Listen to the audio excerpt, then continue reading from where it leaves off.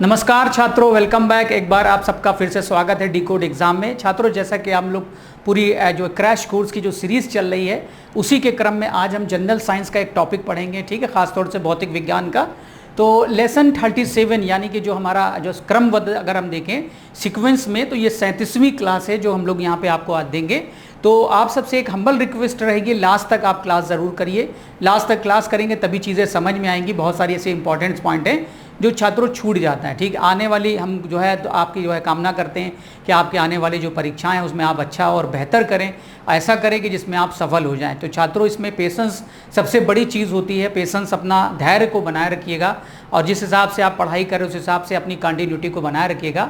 तो आज हमारा जो टॉपिक है जनरल साइंस में छात्रों, वो है प्रकाश, लाइट चैप्टर है। दूसरा आपको पता है ध्वनि है, और तीसरा जो छात्रों टॉपिक है उसका नाम है कांच यानी ग्लास। इससे भी संबंधित काफ़ी कुछ प्रश्न और उत्तर आते हैं। तो चलिए छात्रों, एक सबसे इंपॉर्टेंट टॉपिक्स है भौतिक विज्ञान का जिसे हम शुरू कर रहे हैं, उसका नाम है प्रकाश। छात्रों देखिए, प्रकाश क्या है इसको पहले हम समझ लेते हैं। कई बार एग्जाम में पूछता है कि भाई प्रकाश क्या है ना, जैसे हर चीज़ पूछता है कि ध्वनि क्या है, ठीक है छात्रों। तो देखिए, ब्रह्मांड में वैज्ञानिकों का जो मानना है कि प्रकाश और अंधकार दो ऐसी चीज़ें हैं, ठीक है। दो क्या, वो एक ही चीज़ें हैं। अगर हम ओवरऑल बात करें तो हमारे जो ब्रह्मांड है, हमारा जो यूनिवर्स है छात्रों, वो पूरी तरह से अंधकारमय है, यानी कि वो पूरी तरह से डार्कनेस के अंदर जो है समाया हुआ है। लेकिन छात्रों कुछ ऐसी चीज़ें हैं, जो बॉडीज़ हैं, जो ऐसे पिंड हैं, जो ऐसी चीज़ें हैं जो छात्रों प्रकाश को उत्सर्जित करती हैं लगातार, वही चीज़ें हमें प्रकाशवान होते हुए नज़र आती हैं, अंधकार से अलग दिखाई पड़ती हैं। कहने का मतलब ये है कि छात्रों, अगर आपके घर में लाइट चली जाती है तो आपको अंधकार में कुछ नज़र नहीं आता। यहाँ पे तक कि आपके बगल में रखा हुआ सामग्री सामान भी दिखाई नहीं देगा जब तक कि आप लाइट न पड़े, यानी प्रकाश का होना अति आवश्यक होता है। तो छात्रों, प्रकाश आप देखते चले आ रहे हैं बचपन से, ठीक है। हम जानते हैं सबसे बड़ा, अगर हम सोर्स के बारे में बात करें, स्रोत के बारे में बात करें, अल्टीमेट सोर्सेस के बारे में बात करें लाइट का, तो वो हमारा सन है। क्योंकि हमारे सोलर सिस्टम में, हमारा जो सोलर सिस्टम है, जो हम छात्र उसकी बात कर रहे हैं, 8 प्लानेट हैं उसके अंदर, उसका सूर्य जो है सबसे बड़ा स्रोत है। चाहे वो किसी भी प्रकार की जैविक ऊर्जाओं को पैदा करने के क्रम में हो, चाहे वो जिस भी क्रम में हो। तो छात्रों, यहाँ पे सबसे पहली जो बात आती है कि प्रकाश क्या है, तो छात्रों आपको बता दें, प्रकाश ऊर्जा का एक रूप है। सबसे पहले एग्जाम से पूछता है कि लाइट क्या है, तो आप कहेंगे छात्रों light is a form of energy. प्रकाश ऊर्जा का एक रूप है जो निर्वात में छात्रों लगभग 3 लाख किलोमीटर प्रति सेकंड की रफ्तार से रास्ता तय करता है छात्रों। यानी कि आपने देखा होगा छात्रों कि जो सूर्य से प्रकाश आता है वो लगभग 3 लाख किलोमीटर प्रति सेकंड की रफ्तार से पृथ्वी तक पहुंचता है छात्रों, ठीक है। सूर्य और पृथ्वी के मध्य लगभग जो दूरी है वो आप छात्रों पता लगभग आपको 14 करोड़ 96 लाख किलोमीटर की दूरी है। ये भी आप अच्छी तरह से जानते हैं। लगभग हम लोग इसको कह सकते हैं कि 15 करोड़ किलोमीटर की दूरी जो है सूर्य और पृथ्वी के बीच की है, ठीक है। तो आप सबको छात्रों पता है कि प्रकाश से ज़्यादा तेज़ अभी तक फिलहाल चलने वाली कोई चीज़ दुनिया में नहीं बनी हुई है, ठीक है। लेकिन अब यहाँ पे हम लोग बात करते हैं, जो डिफिनेशन है छात्रों, कहता है कि प्रकाश विद्युत चुंबकीय विकिरण है, ठीक है। यहाँ देखिएगा, ये जो छात्रों है डिफिनेशन पे जोर दीजिएगा, क्योंकि एग्जाम में पूछा जाएगा कि लाइट क्या है, तो आप क्या कहेंगे, light is a form of, ठीक है, एनर्जी। और क्या है, ये इलेक्ट्रोमैग्नेटिक रेडिएशन है छात्रों। इलेक्ट्रोमैग्नेटिक रेडिएशन का मतलब होता है इसमें छात्रों होता क्या है, कहता है कि प्रकाश के जो है 2 गुण हैं, एक तरंग गुण है और एक छात्रों तरंग के अलावा याद रखिएगा एक जो है रेज का गुण है, यानी किरण का। यहाँ पे छात्रों लिखा हुआ है कि ये एक रूप से, ठीक है, एक विकिरण है। विकिरण से छात्रों ये बात साफ जाहिर होती है कि विकिरण एक रेडिएशंस को बोलते हैं जो बिना किसी माध्यम के एक जगह से दूसरी जगह रास्ता तय करता है। अब छात्रों आपने देखा है ध्वनि तरंगों के बारे में अगर हम बात करें, ध्वनि तरंगे एक माध्यम से दूसरे माध्यम में जाएंगी, एक जगह से दूसरी जगह जाएंगी छात्रों, तो उनको मीडियम की ज़रूरत पड़ती है, माध्यम की आवश्यकता पड़ती है। लेकिन अगर हम बात करें छात्रों तरंग के अलावा, अगर हम बात करें किरणों की बात करें, विकिरण के बारे में बात करें छात्रों, तो वो इलेक्ट्रोमैग्नेटिक फीचर्स जो होता है, क्योंकि तरंग के 2 प्रकार हैं जो हम लोग बाद में पढ़ेंगे, यानी इनमें बिना किसी माध्यम के एक स्थान से दूसरी जगह ये क्या करती हैं, गमन करती हैं, यानी एक जगह से दूसरी जगह जाती हैं। Sorry, that is visible to the human eye. ये आगे कह रहा है कि जो मानव को आंख से दिखाई देता है, यानी जो हमारी लाइट है, हमारा जो प्रकाश है छात्रों, इसके 2 फीचर्स है। एक तो ये इलेक्ट्रोमैग्नेटिक है, यानी विद्युत चुंबकीय है। दूसरा छात्रों क्या है, ये हमें मनुष्य की आंखों से दिखाई पड़ता है। ये भौतिकी रोज़मर्रा की ज़िंदगी दोनों को एक बुनियादी पहलू है जो दृश्य से लेकर आधुनिक तकनीक तक हर चीज़ को प्रभावित करता है। अब छात्रों आप खुद सोचिए, एक आदमी ज़िंदगी में कहते हैं अंधकार है, प्रकाशवान बनाइए, ज़िंदगी में प्रकाश लाइए, यानी कि आप उजाला लाइए। प्रकाश जानते हैं जब आता है तो छात्रों एक चीज़ चली जाती है, उसका नाम है अंधकार। अंधकार को समाप्त करने का एक ही तरीका है, वो है छात्रों प्रकाश। तो प्रकाश क्या है? ऊर्जा का एक रूप है छात्रों, जो लगभग 3 लाख किलोमीटर प्रति सेकंड से चलता है। सूर्य से पृथ्वी तक प्रकाश को आने में लगभग 8 मिनट 16 सेकंड का समय लग जाता है छात्रों। ठीक है, यहाँ पे आपसे पूछा गया कि किस प्रकार की विकिरण है, तो ये इलेक्ट्रोमैग्नेटिक है, यानी विद्युत चुंबकीय है। इसे याद रखिए, किसी भी तरह के माध्यम की आवश्यकता नहीं पड़ती, यानी निर्वात से ये प्रकाश हमारी पृथ्वी तक आ सकता है। मनुष्य इसको देख सकता है, यानी हम लोग इसको देख सकते हैं। रोज़मर्रा की ज़िंदगियों में इसकी क्या अहमियत है, क्या आवश्यकता है छात्रों, वो भी आप जानते हैं।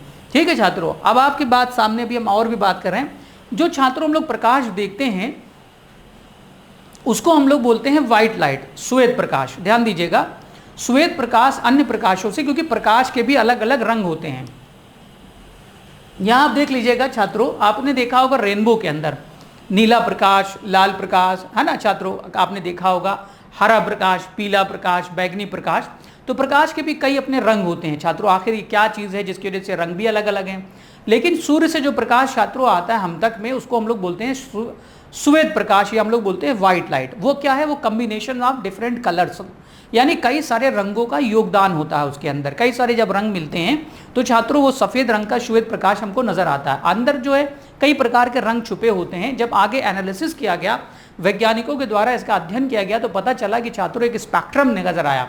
स्पेक्ट्रम आप छात्रों देखते आ रहे हैं, ये आपके पीछे यहाँ पे एक इमेज हमारे दिख रही होगी, ये स्पेक्ट्रम बोलते हैं इसको। स्पेक्ट्रम क्या होता है? अलग अलग तरंग दैर्ध्य की प्रकाशों का एक पुंज होता है छात्रों। एक वृक्क रखे, आपने खास बचपन से न जाने कितनी बार देखा होगा, रेनबो देखा होगा, इंद्रधनुष देखा होगा, ये एक स्पेक्ट्रम है छात्रों। स्पेक्ट्रम के अंदर ये कहा गया कि ये जो एक गुण होता है भौतिक विज्ञान में, जिसको हम कहते हैं तरंग दैर्ध्य। तरंग दैर्ध्य के अनुसार जो है हर रंग की जो प्रकाश होता है छात्रों, वो अलग अलग होता है। यानी अगर आपको लाल प्रकाश दिख रहा तो इसकी तरंग दैर्ध्य अलग है, अगर आपको नीला दिखाई पड़ रहा तो इसकी तरंग दैर्ध्य अलग है, अगर आपको पीला दिखाई दे रहा छात्रों अगर प्रकाश, तो इसकी तरंग दैर्ध्य अलग है। तो कहने का मतलब ये है कि छात्रों जो सूर्य से प्रकाश आ रहा है वो हमको एक वर्णी प्रकाश जरूर दिखाई देता है, यानी मोनोक्रोमेटिक जरूर दिखाई देता है। लेकिन अगर वास्तविकता में देखा गया तो पता ये चला कि विभिन्न प्रकार के कलर्स से मिलकर बना है, जिसे हम स्पेक्ट्रम कहते हैं छात्रों।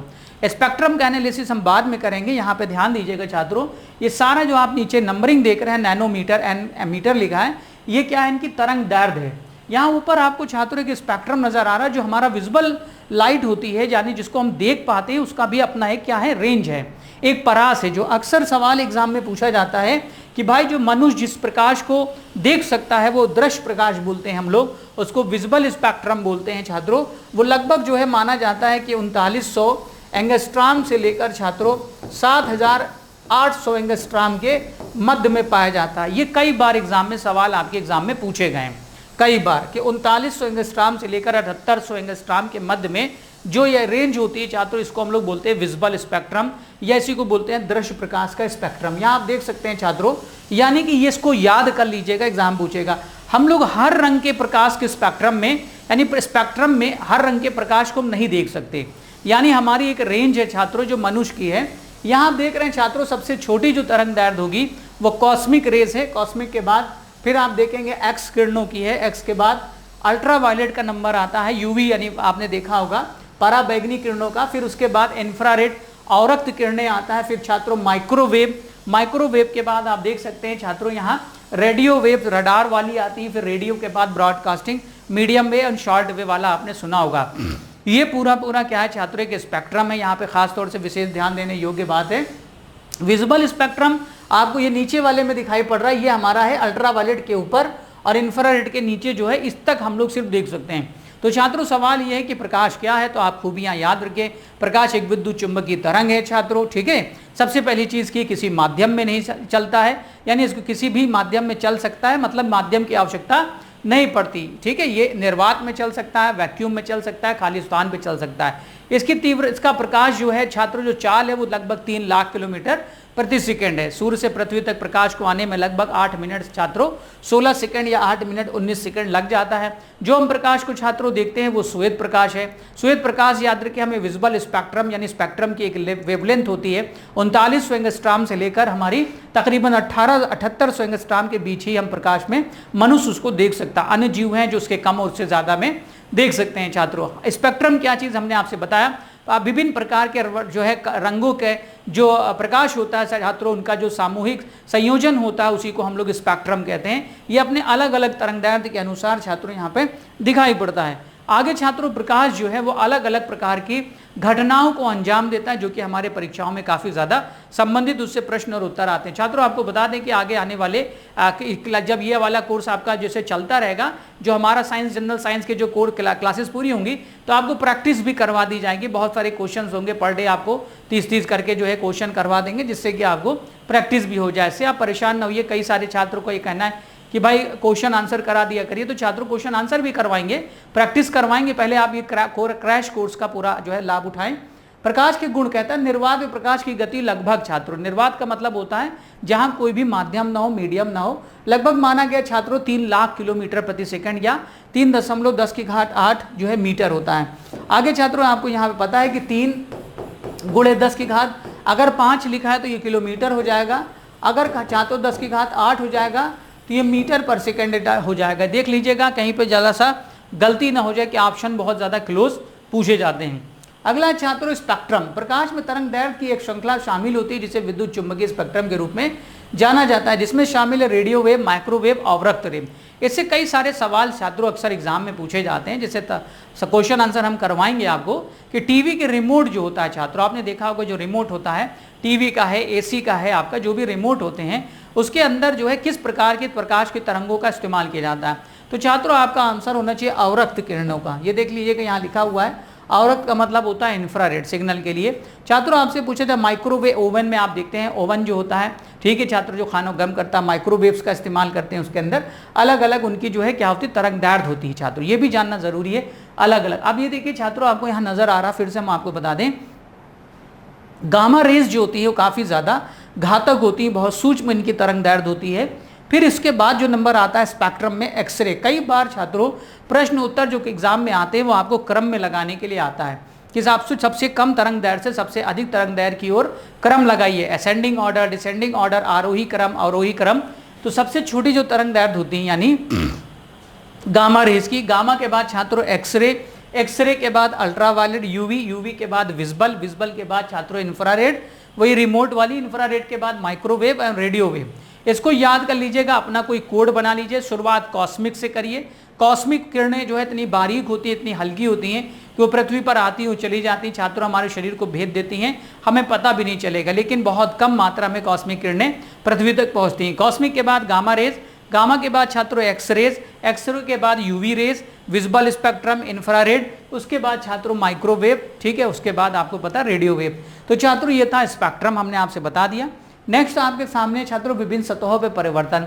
अब जो प्रकाश है उसके साथ छात्रों कुछ खास खूबियां जुड़ी हुई हैं जिसको हम लोग भौतिक विज्ञान में फेनोमेना बोलते हैं। फेनोमेना का मतलब होता है कुछ खास जो है गुण, ठीक है, जो भौतिक विज्ञान के संदर्भ में। अब जो प्रकाश है बचपन में आपने छात्रों देखा होगा, अक्सर शीशा वगैरह आपको मिल गया होगा तो आपने आंखें चमकाई होंगी, किसी न किसी को परेशान किया होगा, ठीक है। साधारण उसको हम लोग छात्रों क्या बोलते हैं जब कहता है कि कोई प्रकाश किसी समतल तल पर, ठीक है, ऐसा तल जो चमकदार हो यानी उस पर कोई पॉलिश हो, या वो दर्पण हो सकता है, वो कांच की प्लेट भी हो सकता है। कहता है जब किसी समतल पर तल पर कोई प्रकाश क्या करता है छात्रों आता है यानी अध्यारोपित होता है, इंसिडेंस होता है, तो वह छात्रों कुछ खास नियमों को पूरा करते हुए परावर्तित भी होता है, उसी माध्यम में वो लौट भी जाता है। यहाँ पे छात्रों परावर्तन के नियम में यहाँ सबसे पहले कह रहा है विभिन्न सतहों पर परावर्तन। तो अब छात्रों जो घर का आपका दर्पण है, समतल दर्पण, अब यहाँ पे जो पहला आपसे फेनोमेना भौतिक विज्ञान का बताने जा रहे हैं उसमें आपसे कह रहा है कि समतल दर्पण से परावर्तन। एक सिंपल आपने मिरर लिया होगा, उस पर आपने देखा होगा कि लाइट जब आती है प्रकाश उस पर अध्यारोपित होता है, इंसिडेंस होता है, ठीक, जो आपतित होता है, फिर वो क्या होता है परावर्तित भी होता है। मान लीजिए वो 30 डिग्री का कोण बनाते हुए प्रकाश आपके शीशे पर पड़ता है छात्रों, तो 30 डिग्री का बनाकर कोण वो परावर्तित भी हो जाएगा। इसको समतल दर्पण से हम परावर्तन कह सकते हैं, सिंपल रिफ्लेक्शन कह सकते हैं मिरर से। छवियों के लक्षण छात्रों, अब जो समतल दर्पण पे कह रहा है, यहाँ पे छात्रों छवि के बारे में बात कर रहा है, इमेजेस के बारे में, जैसे जुड़े हुए काफ़ी क्वेश्चन आते हैं। क्या कह रहा है? छवियों के लक्षण जो होंगे यानी कि कैरेक्टर्स ऑफ इमेजेस। समतल दर्पण पे अगर परावर्तन होता है तो किस प्रकार की छवि बनेगी? आभासी। छात्रों आभासी का मतलब वर्चुअल, जिसे हम दूसरे स्क्रीन पर प्राप्त ना कर सके। एक होता है रियल इमेज, एक होता है वर्चुअल इमेज, यानी एक आभासी जो है प्रतिबिंब बनता है आपका, और एक वास्तविक बनता है। वास्तविक प्रतिबिंब को हम दूसरे स्क्रीन पर उसको प्राप्त कर सकते हैं, लेकिन आभासी को हम दूसरे स्क्रीन पर प्राप्त नहीं कर सकते। यहाँ पे क्या कह रहा है? आभासी स्क्रीन पर प्रक्षेपित नहीं किया जा सकता, यानी प्रोजेक्ट करके वहां तक नहीं पहुंचा जा सकता है। सीधा और वस्तु के समान आकार का, जब आप घर के अंदर मिरर होंगे, मिरर को देखेंगे छात्रों, तो आपको क्या प्रतीत होगा कि आपकी जो लंबाई होगी वही लंबाई आपके मिरर में दिखाई देगी। कुछ चीज़ों में परिवर्तन होगा, जैसे आपकी जो प्रतिबिंब बन रहा होगा अंदर वो आभासी होगा, सीधा होगा, वस्तु के बराबर होगा, लेकिन जितनी दूर आप दर्पण से दूर खड़े होंगे उतना ही दूर आपका प्रतिबिंब दर्पण से अंदर दूर बनेगा। ये चीज़ जानना बहुत ज़रूरी है। यानी अगर आप 2 मीटर दर्पण से दूर खड़े हैं तो आपका प्रतिबिंब दर्पण से अंदर 2 मीटर बनेगा। यानी अगर आप और आपके प्रतिबिंब के बीच की दूरी बात करें तो 4 मीटर दूरी होगी। अगर आपसे पूछा जाए कि कोई व्यक्ति 1 मीटर दूर दर्पण से खड़ा था, ठीक है, आप उसका प्रतिबिंब और उसके बीच की दूरी कितनी होगी, तो आप कहेंगे 2 मीटर। दर्पण से प्रतिबिंब उतना ही दूर बनेगा जितना आप और दर्पण के मध्य की दूरी है छात्रों। अगर आप दर्पण की ओर चलेंगे तो आपका प्रतिबिंब दर्पण की ओर आएगा, यानी आपके बीच की दूरी घटेगी।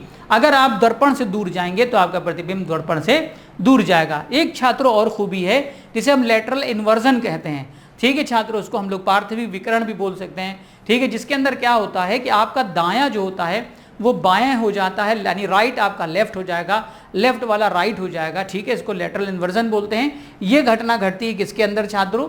मिरर के अंदर, जो कि प्लेन सिंपल मिरर है। दर्पण क्या होता है आप छात्रों पता है कि कांच की पतली प्लेट के ऊपर एक पीछे पॉलिश करा दी जाती है, बेसिकली सिल्वर ब्रोमाइड वगैरह की, रजत का लेप करा दी जाता है, सिल्वर का करा दी जाता है, जिससे कि वस्तु उसमें दिखाई पड़ने लगती है। फिर छात्रों दर्पण भी कई प्रकार के हैं, उनमें बनने वाली छवियां वो भी काफी एग्जाम में पूछी गई। आगे क्या कह रहा है? प्रतिबिंब दर्पण के पीछे उतनी ही दूरी पर दिखाई देता है जितनी दूरी वस्तु दर्पण के सामने होती है। दर्पण भी छात्रों यहाँ पे हम लोग खासतौर से 3 प्रकार के पढ़ेंगे, समतल दर्पण, अवतल दर्पण और उत्तल दर्पण। 3 प्रकार के दर्पण हैं जिनसे सबसे ज्यादा क्वेश्चंस आते हैं। फिर हम लोग लेंस पढ़ेंगे, उससे रिलेटेड क्वेश्चन आंसर देखते हैं। यहाँ देखिए छात्रों, रियल इमेज है और वर्चुअल इमेज है। यहाँ पे बताने की कोशिश कर रहा है, ये जो नीचे दिख रहे हैं छात्रों ये लेंस हैं, नीचे जो इमेजेस हैं वो लेंस हैं, ऊपर जो है वो दर्पण है, एक गोलीय दर्पण है, अवतल दर्पण बन रहा है यहाँ पे, यानी कि कॉन्केव मिरर है, इसको हम लोग नेक्स्ट इमेज में समझेंगे। नेक्स्ट आगे कहता है घुमावदार दर्पण, यानी कि गोलीय दर्पण, या हम इसको कह सकते हैं कर्व मिरर। ये आप बखूबी अपने रियल लाइफ में देख सकते हैं और इससे जुड़े हुए संबंधित प्रश्न उत्तर एग्जाम में काफी पूछे जाते हैं। क्या कह रहा है? अवतल, अभिसारी और अपसारी, अब दोनों चीज ध्यान देने योग्य है छात्रों। कहता है कि जो अपसारी का मतलब होता है छात्रों, ठीक, और अभिसारी, अभी का मतलब होता है कन्वर्जिंग, कन्वर्ज का मतलब होता है आने वाली किरणों को कोई झुका दे, बेंड कर दे कहीं जगह पर। जैसे अगर आपसे हमने कहा, यहाँ पर आप देख सकते हैं इसको छात्रों, ये किरणें आ रही हैं इस तरीके से। अगर कोई दर्पण क्या होगा, अगर कोई दर्पण छात्रों क्या होगा, कन्वर्जिंग होगा, तो वो इसको क्या करेगा, किरणों को झुका देगा, यानी ये बेंड कर देगा किसी जगह पे, ठीक है छात्रों। इसको बोलते हैं कन्वर्जिंग, या हम लोग बोलते हैं अभिसारी। और अगर छात्रों क्या होगा, अपसारी होगा, तो आने वाली जो प्रकाश की किरणें होंगी वो छात्रों फैल जाएंगी या प्रोजेक्ट कर दी जाएंगी, यानी दूर कर दी जाएंगी, इसको हम लोग बोलते हैं डाइवर्जिंग, या इसी को छात्रों हम लोग बोलते हैं अपसारी। तो ध्यान देने योग्य यहाँ पर आप देख सकते हैं, ये कह रहा है अभिसारी, अभिसारी का मतलब होता है झुका देना आने वाली किरणों को। और छात्रों एक चीज और ध्यान दीजिएगा, दर्पण और लेंस दोनों में अलग अलग मैटर है, यानी अगर दोनों की विशेषताएं देखें तो अलग हैं। समतल दर्पण अलग है छात्रों, उत्तल दर्पण अलग है और उत्तल लेंस अलग है। लेंस और दर्पण में जमीन आसमान का अंतर होता है, उनमें बनने वाली छवियां, उनके जो है गुणों में भी, उनकी कैरेक्टर्स, उनकी प्रॉपर्टी में भी अंतर होता है। जैसे अगर आप यहाँ पे देखें, आपसे कह रहा है कर्व मिरर, घुमावदार जो दर्पण है उसमें अवतल दर्पण जो आपको दिखाई पड़ रहा है ये अभिसारी है।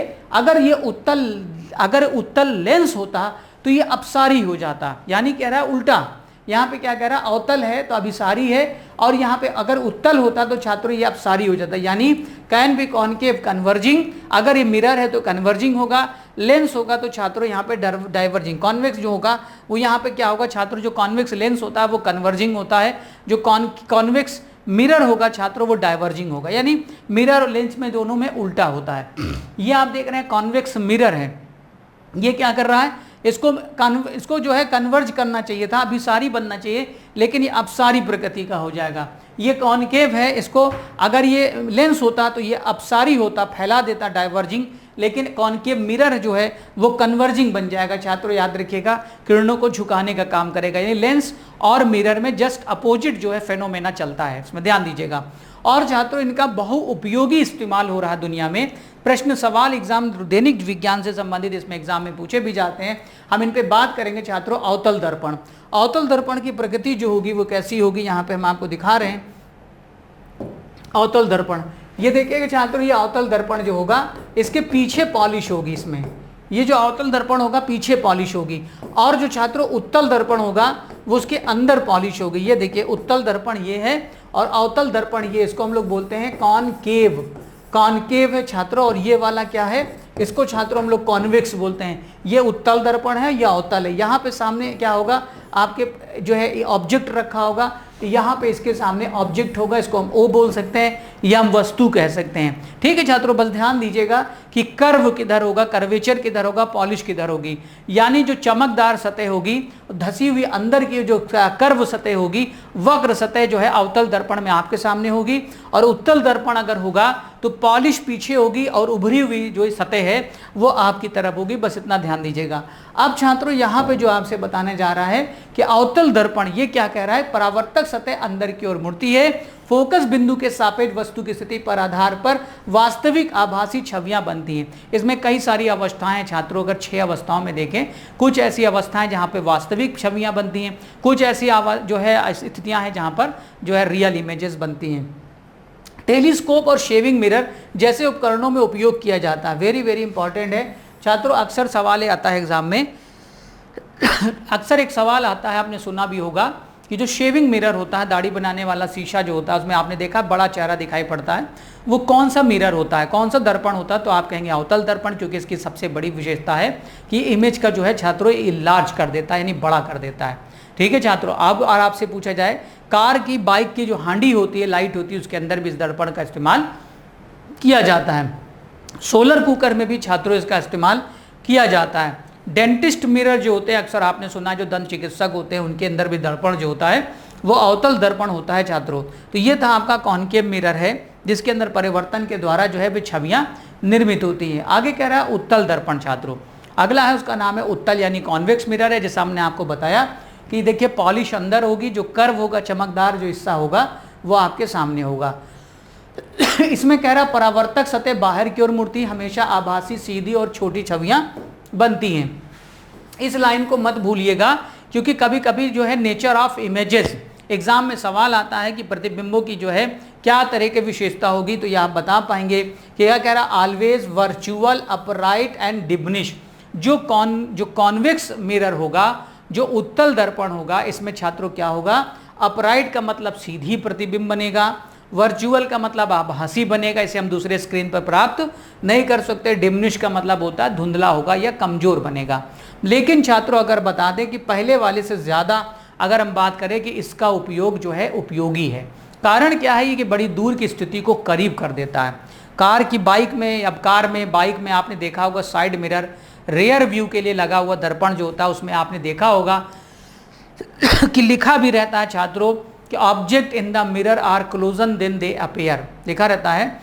ठीक है, ऑब्जेक्ट इन द मिरर, यानी कि जो आप दर्पण में देख रहे हैं पीछे की चीज़ को, वो आपको कहीं करीब दिखाई पड़ रही है, बशर्ते कि वो काफ़ी दूर है। तो इससे क्या होगा, आप अवेयर हो जाएंगे, अपनी बाइक को धीमा कर सकते हैं, साइड में ले सकते हैं। कार में पीछे, तो रेयर व्यू के लिए पूरी दुनिया में शायद ही कोई कार या बाइक हो जिसमें कि ये दर्पण ना लगा हो। बाइक वाले तो ऐसे भी नहीं रखते हैं, वो निकाल के फेंक देते हैं इसको, ठीक है, और रखना भी पसंद नहीं करते। लेकिन छात्रों अगर देखा जाए तो बड़ा उपयोगी है, ये आपके प्राणों को रक्षा करने के लिए भी एक तरीके से, जब आप ड्राइव कर रहे हो तो ये मिरर होना चाहिए कम से कम। जब आप साइड में हेलमेट लगा लेते हैं तो आपको अगल बगल का व्यू नज़र नहीं आता। आपने देखा होगा कि हेलमेट लगाने के बाद आपको बाहर की हवा का बाहर के दबाव का भी अंदाज़ा नहीं मिलता है, बाहर के हार्न का भी अंदाज़ा आपको नहीं मिलता है, आपको पूरी खोपड़ी मोड़नी पड़ती है, आपको पीछे की चीज़ों को, साइड की चीज़ों को देखने में बड़ी समस्याएं हो जाती हैं छात्रों। तो कारण क्या है मैं आपको बता दें, इसीलिए कहते हैं कि अगर आपका रेयर व्यू लगा होगा तो आप आराम से पीछे दे आने वाली वस्तु को, अपने सामग्री और चीज़ों को देख सकते हैं, कहाँ पे यू टर्न है, कहाँ पे कोई हैवी व्हीकल है छात्रों, तो ये अवेयर करता है। आगे कह रहा है use in vehicle side mirror and security mirror छात्रों, इसके अंदर सबसे बड़ी खासियत है कि बहुत बड़े एरिया को ये छोटा कर देता है, क्लोज कर देता है, यानी नज़दीक कर देता है, जिससे कि आप इससे बचे रहते हैं छात्रों। ठीक है, वो आगे कहता है रिफ्रैक्शन। अगली जो घटना है छात्रों उसको हम बोलते हैं अपवर्तन। एक भिन्न अपवर्तनांक के साथ एक माध्यम से दूसरे माध्यम में प्रकाश पे जाने पर झुकाव छात्रों। अपवर्तन आप छात्रों पढ़े होंगे, ये काफ़ी इंपॉर्टेंट एक धोखेबाज घटना जिसे हम बोलते हैं रेफ्रैक्शन ऑफ लाइट, प्रकाश का अपवर्तन छात्रों। प्रकाश के अपवर्तन में क्या होता है, जब एक प्रकाश किरण एक माध्यम से दूसरे माध्यम में प्रवेश करता है तो वह अपने मूल मार्ग से, अपना जो मेन पाथ होता है, रास्ता होता है, उससे वो भटक जाता है या विचलित हो जाता है, डेविएटेड हो जाता है। यहाँ देखिए लिखा हुआ है reflection the bending of light as its passes from one medium to another with a different refractive index. यहाँ पे ये जानना जरूरी है छात्रों, अगर आपसे कहा जाए कि भिन्न अपवर्तनांक का मतलब है कि प्रकाश जो है पानी से कांच में जाए या कांच से हवा में जाए या हवा से प्रकाश जो है पानी में जाए, पानी के बाद वो कांच में जाए। छात्रों बड़े एग्जाम्पल इसके भरे पड़े हैं। ये एक ऐसी घटना जो एग्जाम में अक्सर पूछी जाती है प्रकाश के अपवर्तन से। जैसे आपने छात्रों देखा, धोखेबाज घटना हमने इसलिए कही कि जैसे आपने देखा है कि जो स्विमिंग पूल होता है उसकी वास्तविक गहराई आपको दिखाई नहीं देती। आपने देखा है सूर्य क्षितिज में डूबने से पहले और डूबने से निकलने से पहले वो दिखाई पड़ने लगता है आपको। छात्रों आपने देखा होगा कि सिक्का या पेन या पेंसिल पानी में पड़ा है तो वो उसकी नोक तिरछी दिखाई देगी, पानी की गहराई कम दिखाई देगी। छात्रों ये घटना, ठीक है, तारों का टिमटिमाना यानी ट्विंकलिंग ऑफ स्टार, ये सभी घटनाएं छात्रों प्रकाश के अपवर्तन पर निर्भर करती हैं। छात्रों इसके पीछे दो खास बात याद रखिएगा कि प्रकाश का एक माध्यम से दूसरे माध्यम में यानी भिन्न भिन्न प्रकार के रिफ्रैक्टिव इंडेक्स या अपवर्तनांक का होना जरूरी है। प्रकाश एक माध्यम से दूसरे माध्यम में जब प्रवेश करेगा तो छात्रों क्या होगा, उसके अंदर झुकाव पैदा होगा या विचलन होगा या डेविएशन होगा, जिसे हम आगे जो है छात्रों जानते हैं। आगे छात्रों अगर हम देखें तो नेक्स्ट अगली घटना है, याद रखिए इसको बोलते हैं लेंस। अभी हमने पढ़ा मिरर, उनसे रिफ्लेक्शन पढ़ा, बनने वाली प्रतिबिंबक पढ़ा, दो प्रकार के आपने मिरर पढ़ा, कॉनकेव पढ़ा, फ्लैट मिरर पढ़ा, समतल दर्पण पढ़ा, सब तीनों मिरर हमने पढ़ा, उनके उपयोग पढ़ा। अब हम लोग लेंस पढ़ने जा रहे हैं। लेंस एक पारदर्शी कांच है जो दो गोलाकार सतहों से घिरा होता है। लेंस को आप अच्छी तरह से भली भांति छात्रों जानते होंगे, आपने अक्सर देखा होगा दो सतहों का। ये देखिए ये आपका लेंस नजर आ रहा होगा। लेंस एक पारदर्शी कांच है, कांच का मतलब छात्रों ग्लास है। अब देखिए हवा, ग्लास, डायमंड, ठीक है, पानी, ठीक, ये सभी क्या है छात्रों, पारदर्शी हैं। ठीक है, जो भी पारदर्शी माध्यम होते हैं उनकी पारदर्शिता को नापने के लिए हम एक शब्द का इस्तेमाल करते हैं जिसे बोलते हैं रिफ्रैक्टिव इंडेक्स या अपवर्तनांक। ठीक है छात्रों, जो जितना ज़्यादा पारदर्शी होगा उसका अपवर्तनांक उतना कम होगा। जैसे हवा का है, फिर पानी का है, फिर छात्रों कांच का है, फिर अगर हम देखें तो डायमंड का है। तो डायमंड सबसे ज़्यादा सघनता वाला है, सबसे कम ट्रांसपेरेंसी उसी की होती है, इसलिए उसका अपवर्तनांक सबसे ऊंचा होता है। लेंस एक पारदर्शी कांच दो गोलाकार सतहों से घिरा होता है। लेंस से गुजरने के बाद प्रकाश किरणें अपवर्तित हो जाती हैं। ये दो प्रकार का होता है, उत्तल और अवतल। छात्रों ये देख लीजिएगा, लिखा है उत्तल और अवतल। जो हमने बनाया छात्रों ये है उत्तल, ध्यान दीजिएगा, इसे कहते हैं उत्तल। और इसका हमेशा याद रखिएगा, जो पावर निकालेंगे छात्रों उसके अंदर सिंबल का इस्तेमाल करेंगे, धनात्मक का चिन्ह जो है इसमें लगाएंगे, पॉजिटिव साइन लगाएंगे। अगर अवतल लेंस होगा छात्रों तो उसकी फोकल दूरी के लिए माइनस का साइन लगाएंगे, क्योंकि वो अवतल लेंस है। छात्रों ये देखिए उत्तल लेंस है, और छात्रों जो दूसरा हम बना रहे हैं ये देखिएगा अवतल है। अवतल की जो सतह होती हैं वो अंदर की ओर धसी होती हैं। अगर हम बात करें छात्रों, इसका जो नेचर होगा वो अभिसारी होगा, यानी कन्वर्जिंग होगा। अगर ये लेंस मिरर हो जाए तो उल्टा कर दीजिएगा। मिरर और लेंस में हमने अभी आपको जस्ट पहले पढ़ाया कि लेंस और मिरर में यही डिफरेंस है।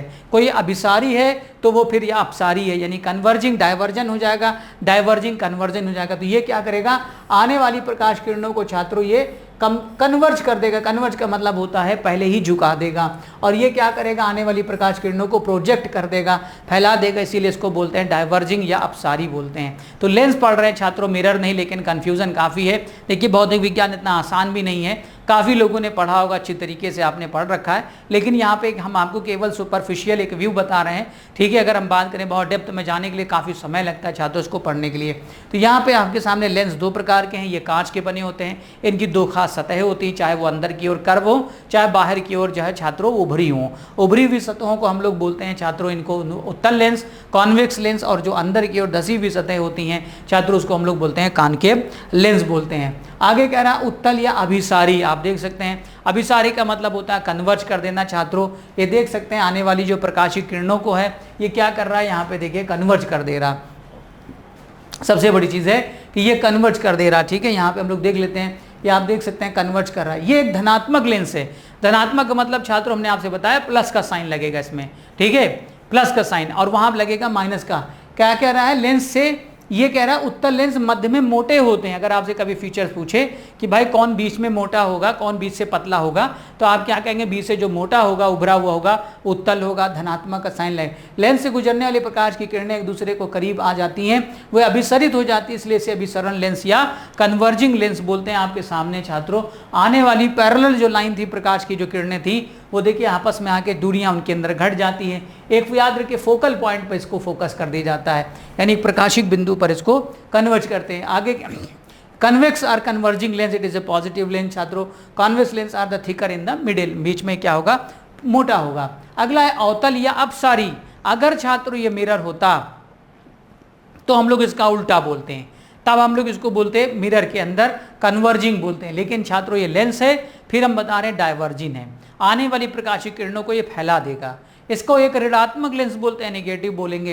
ये उत्तल लेंस मध्य में पतले होते हैं, लेंस से गुजरने वाली प्रकाश की किरणें बाहर फैलती हुए अलग हो जाती है, इससे अपसारी लेंस कहते हैं। या प्रोजेक्शन में छात्रों, प्रोजेक्शन का मतलब जो आपके प्रोजेक्टर्स होते हैं उनमें अगर कोई लेंस लगा होगा छात्रों तो वो कॉनकेव होगा, क्योंकि प्रोजेक्शंस का मतलब बड़ा लार्ज इमेज आपको जो है पर्दे पर ये प्रोजेक्ट करके दिखाएगा, इसलिए बोलते हैं छात्रों इसको अवतल। इसके अंदर जो साइन लगेगा वो काहे का होगा, वो ऋणात्मक होगा छात्रों, माइनस का साइन लगेगा। आगे छात्रों लेंस की शक्ति या ऑप्टिकल शक्ति, लेंस की क्षमता को नापने के लिए कई बार आपसे पूछता है कि क्या यूनिट का हम उपयोग करते हैं। जैसे हम लोग ध्वनि को नापने के लिए छात्रों, हर चीज़ को, बल को नापने के लिए, कार को नापने के लिए, हर चीज़ों को नापने के लिए हम लोग एक पैमाइश, एक यूनिट बनाए हैं। उसी तरीके से छात्रों यहाँ देखें तो हम लोगों ने छात्रों, आपको पता होगा एक यूनिट होती है जिसे हम क्या कहते हैं, डायोप्टर बोलते हैं छात्रों। क्या बोलते हैं, डायोप्टर। यहाँ ध्यान दीजिएगा, कैपिटल डी से जो है इसको सिंबल होता है कैपिटल डी, क्योंकि लेंस की क्षमता को नापने के लिए डायोप्टर कैपिटल डी का इस्तेमाल करते हैं। इसका मात्रक क्या होता है, P बराबर 1/f, और फोकल लेंथ f क्या है, प्रकाशिक दूरी है, जिसको हम सदैव जो है मीटर में नापते हैं। आगे कह रहा है लेंस की शक्ति या ऑप्टिकल पावर, किसी लेंस की शक्ति को मीटर में उसकी फोकल लंबाई के व्युत्क्रम का मतलब होता है इनवर्स, उल्टा वैल्यू बोलते हैं, इनवर्स का मतलब उल्टा। यहाँ पे P बराबर 1/f होता है, इसी को छात्रों हम लोग फोकल लेंथ या हम लोग इसको प्रकाशिक क्षमता भी बोलते हैं, जिसे हम डायोप्टर नापते हैं। डायोप्टर क्या था, एक वैज्ञानिक का नाम था। आगे के छात्रों एक घटना बड़ी इंपॉर्टेंट है जिसे हम कहते हैं विवर्तन, अंग्रेजी में बोलते हैं डिफ्रैक्शन। एक होता है डिस्पर्सन, एक होता है छात्रों, ठीक है, यहाँ पे डिफ्रैक्शन। डिफ्रैक्शन का मतलब होता है विवर्तन। कहता है बाधाओं के चारों ओर प्रकाश का झुकना और छोटे छिद्रों से गुजरने प्रकाश तरंगों का फैलना। कई सारी हॉरर मूवी आपने देखा होगा कि एक पतली सी प्रकाश की पुंज जो है कमरे के अंदर एक सुराग से आती है और वो फैल रही होती है, शायद आपको याद आ गया हो, ठीक है। वो काफ़ी भयावक भी लगती है और मनोहक भी लगती है, अच्छी भी लगती है। सुबह के समय हो रहा है छात्रों, सूर्य की किरण जो है आपके किसी भी घर के एक सुराग से प्रवेश करके आपने देखा घर के अंदर, उसके आसपास काफ़ी ज़्यादा प्रकाशवान बना देता है छात्रों। यहाँ पे आप देख सकते हैं सोर्स है, बॉल रख दिया गया, इसके बाद शैडो जो है स्क्रीन बन रहा है, यहाँ एक परछाई बन रही है उसकी। ये क्या कह रहा है कि the bending of light around the obstacle, obstacle का मतलब जो अवरोध है, रुकावट, यहाँ से लाइट क्या हो रही है, बेंड हो जा रही है, and the spreading of light waves when they pass through small opening छात्रों, किसी भी सुराख, किसी भी छिद्र से, ठीक है, जब कोई प्रकाश जो है प्राप्त होता यानी प्रवेश करता है छात्रों, तो वो पूरी तरफ से बेंड हो जाता है, मुड़ जाता है। मुड़ने से क्या होता है छात्रों, वहाँ पे प्रकाश फैल जाता है। सबसे बड़ी छात्रों आपने बात देखी होगी कि आपके घर में सूरज की रोशनी डायरेक्ट नहीं आती, लेकिन आपका घर जो है वो चमचमाया करता है। एक लाइट की किरण भी अगर आपके घर में आ रही होती है तो उससे भी देखा होगा पूरा कमरा जो है प्रकाशमान हो जाता है, वो पुंज से, क्योंकि यहाँ पे आपका क्या होता है, विवर्तन होता है, जिसे हम अंग्रेजी में छात्रों डिफ्रैक्शन कहते हैं। अगली एक घटना बड़ी इंपॉर्टेंट है, व्यतिकरण, इसको इंटरफेरेंस बोलते हैं हम लोग जो है फिजिक्स की भाषा में इंटरफेरेंस। एक ऐसी घटना है छात्रों जिसके अंदर दो तरंगे, ठीक है, अलग अलग सतहों पर कह रहा है, the phenomena where or more light wave superimposed, यहाँ पे superimposed to form a resultant wave of greater lower or the sum amplitude, यानी एक के ऊपर एक तरंगे छात्रों क्या हो जाती हैं, अध्यारोपित हो जाती हैं इस तरीके से, ठीक है, सुपर इम्पोज्ड हो जाती हैं एक दूसरे के ऊपर। यानी ये घटना जो दो या दो से अधिक प्रकाश तरंगे अधिक या कम समान आयाम की परिणामी तरंग बनाने के लिए आरोपित होती हैं छात्रों, इसी को हम कहते हैं व्यतिकरण। यहाँ पे सतहों का भी होना जरूरी है, एक या दो सतहों का। सबसे अच्छा उदाहरण छात्रों इसका एग्जाम्पल याद रखिएगा, आपने देखा होगा कि जो साबुन का बुलबुला होता है वो कलरफुल दिखाई पड़ता है, रंगीन दिखाई पड़ता है। और छात्रों सब आपने देखा होगा कई बार कि जो रोडों के ऊपर कभी भी व्हीकल का जो फ्यूल पड़ा रहता है, आपने देखा हो मोबियाइल वगैरह पड़ा रहता है रोड पर पानी के ऊपर, तो देखा हो चमकदार कलरफुल दिखाई देता है। यही घटना छात्रों इंटरफेरेंस पर आधारित है। एग्जाम में कभी आपसे पूछे कि साबुन के बुलबुले का रंगीन दिखाई पड़ना, तो आप सीधा सीधा कह सकते हैं छात्रों इंटरफेरेंस के कारण होता है, ठीक है। आगे छात्रों एक घटना है प्रकाश का प्रकीर्णन, वेरी वेरी इंपॉर्टेंट है। ये घटना काफी ज्यादा एग्जाम में पूछी जाती है और आप लोग भली भांति से परिचित भी हैं। प्रकाश का प्रकीर्णन का मतलब होता है फैलाव, फैला जाना, स्कैटरिंग का मतलब ही होता है छितराव या फैलाव बोलते हैं। आपने देखा छात्रों अगर ये घटना ना होती तो आज पृथ्वी पर छात्रों अंधकार मचा होता, कुछ भी नहीं, सूर्य का प्रकाश तो आपको दिखाई देता लेकिन छात्रों पृथ्वी पर अंधेरा होता चंद्रमा की तरह से। कारण क्या है छात्रों कि इसके पीछे घटना घटती है प्रकाश के प्रकीर्णन में छात्रों, वायुमंडल का होना अति आवश्यक है, क्योंकि पृथ्वी एक ऐसा ग्रह है आठों में जिसका एक अच्छा वेल डेवलप्ड अगर हम कहें सकुशल जो है उसका वायुमंडल है, जिस वायुमंडल के अंदर खाली जो है वायु नहीं है छात्रों, विभिन्न प्रकार की चीज़ों गैसों का सम्मिश्रण है। इसमें नाइट्रोजन भी है, ऑक्सीजन भी है, कार्बन डाइऑक्साइड आर्गन है, सल्फर डाइऑक्साइड है, नाइट्रोजन डाइऑक्साइड है, हाइड्रोजन सल्फाइड है, SO2 है, NO2 है, तमाम प्रकार की गैस हैं, धूल है, कण है छात्रों, नमी है इसके अंदर, इसमें पार्टिकल हैं, आयरन है, तमाम तरह के पॉल्यूटेंट इसमें हैं छात्रों। तो ये हमारा पूरा एटमॉस्फेयर है। कहता है जब कोई प्रकाश किरण वायुमंडल में उपस्थित किसी धूल या गैस कण से टकराकर पुनः वायुमंडल में परावर्तित हो जाती है, इस घटना को हम प्रकाश का प्रकीर्णन कहते हैं। आप देख सकते हैं छात्रों ये लाइट आई, लाइट आने के बाद इस पर पड़ने के बाद क्या हुई छात्रों, वापस फैल गई, यानी स्कैटर हो गई। और ये घटना सिर्फ कहाँ घटती है छात्रों, जहाँ वायुमंडल है, और जहाँ वायुमंडल नहीं वहाँ प्रकाश का प्रकीर्णन नहीं। और छात्रों आपको बता दें इसी कारण हमारे आकाश का रंग नीला दिखाई पड़ता है। सवाल एग्जाम में पूछे कि क्या कारण प्रकाश का रंग, आकाश का रंग नीला दिखाई पड़ता है, तो आप क्या कहेंगे प्रकाश के प्रकीर्णन के कारण, स्कैटरिंग ऑफ लाइट के कारण। छात्रों आसमान में क्यों नहीं दिखाई देता, अंतरिक्ष में क्यों नहीं, क्योंकि छात्रों वहाँ वायुमंडल नहीं, जहाँ वायुमंडल नहीं वहाँ प्रकाश तो है लेकिन प्रकीर्णन नहीं है। प्रकीर्णन के लिए अति आवश्यक छात्रों ने बता दिया है कि आपको क्या होना जरूरी है छात्रों, धूल या गैस के कण का होना आवश्यक होता है छात्रों। प्रकाश का प्रकीर्णन वो घटना है जिसमें धूल गैस अणु या जलवाष्प जैसे किसी बाधा से टकराने प्रकाश किरणें अपने मूल पथ से भटक जाती हैं छात्रों, ये होना बहुत जरूरी है। तो आपको बता दें छात्रों जो पृथ्वी एक ऐसा उस पर आकाश का रंग नीला दिखाई पड़ता है छात्रों। प्रकाश का प्रकीर्णन जो होता है सबसे कम जो है वो लाल रंग में, सबसे ज्यादा जो होता है वो बैगनी रंग के प्रकाश के लिए होता है। तो एग्जाम में कई बार पूछेगा कि आकाश का रंग नीला दिखाई पड़ना इनमें से किस घटना पर आधारित है, तो आप सीधा सीधा कहेंगे प्रकाश के प्रकीर्णन पर। अगली घटना है छात्रों प्रकाश का पूर्ण आंतरिक परावर्तन। देखिए परावर्तन तो आपने पढ़ लिया कि जब कोई प्रकाश किसी तल से टकराकर पुनः उसी कोण को बनाते हुए उसी माध्यम में वापस आ जाए। लेकिन छात्रों प्रकाश का पूर्ण रूप से आंतरिक परावर्तन होना, यानी प्रकाश किसी खास माध्यम में जब प्रवेश करता है तो आंतरिक क्या करने लगता है, परावर्तन करना शुरू कर देता है। इसे हम कह सकते हैं कि सिंपल भाषा में प्रकाश का पूर्ण रूप से आंतरिक परावर्तन या total internal reflection of light बोलते हैं छात्रों। इसके लिए खास एक कोण की आवश्यकता होती है जिसे हम क्रिटिकल एंगल भी बोलते हैं, ठीक है छात्रों, क्रिटिकल एंगल। ये घटना पर आधारित कई सारे सवाल आपके एग्जाम में क्वेश्चन पूछे जाते हैं। प्रकाश का पूर्ण रूप से आंतरिक परावर्तन, भौतिकी में किसी माध्यम में पानी या कांच के भीतर प्रकाश की किरणों का आपस की सतहों से वापस माध्यम में पूर्ण परावर्तन है। घटना तब घटित होती है जब आपतन कोण एक निश्चित सीमित कोण से अधिक होता है, जिसे क्रांतिक कोण कहा जाता है छात्रों, ठीक है। आपतन कोण का मतलब होता है एंगल ऑफ इंसिडेंस, और परावर्तन कोण जो होता है वो एंगल ऑफ रिफ्लेक्शंस की ओर इशारा करता है छात्रों। तो ये बड़ी अति महत्वपूर्ण जो है टॉपिक है, इस पे याद रखिए एग्जाम में सबसे ज़्यादा जो एग्जाम में क्वेश्चन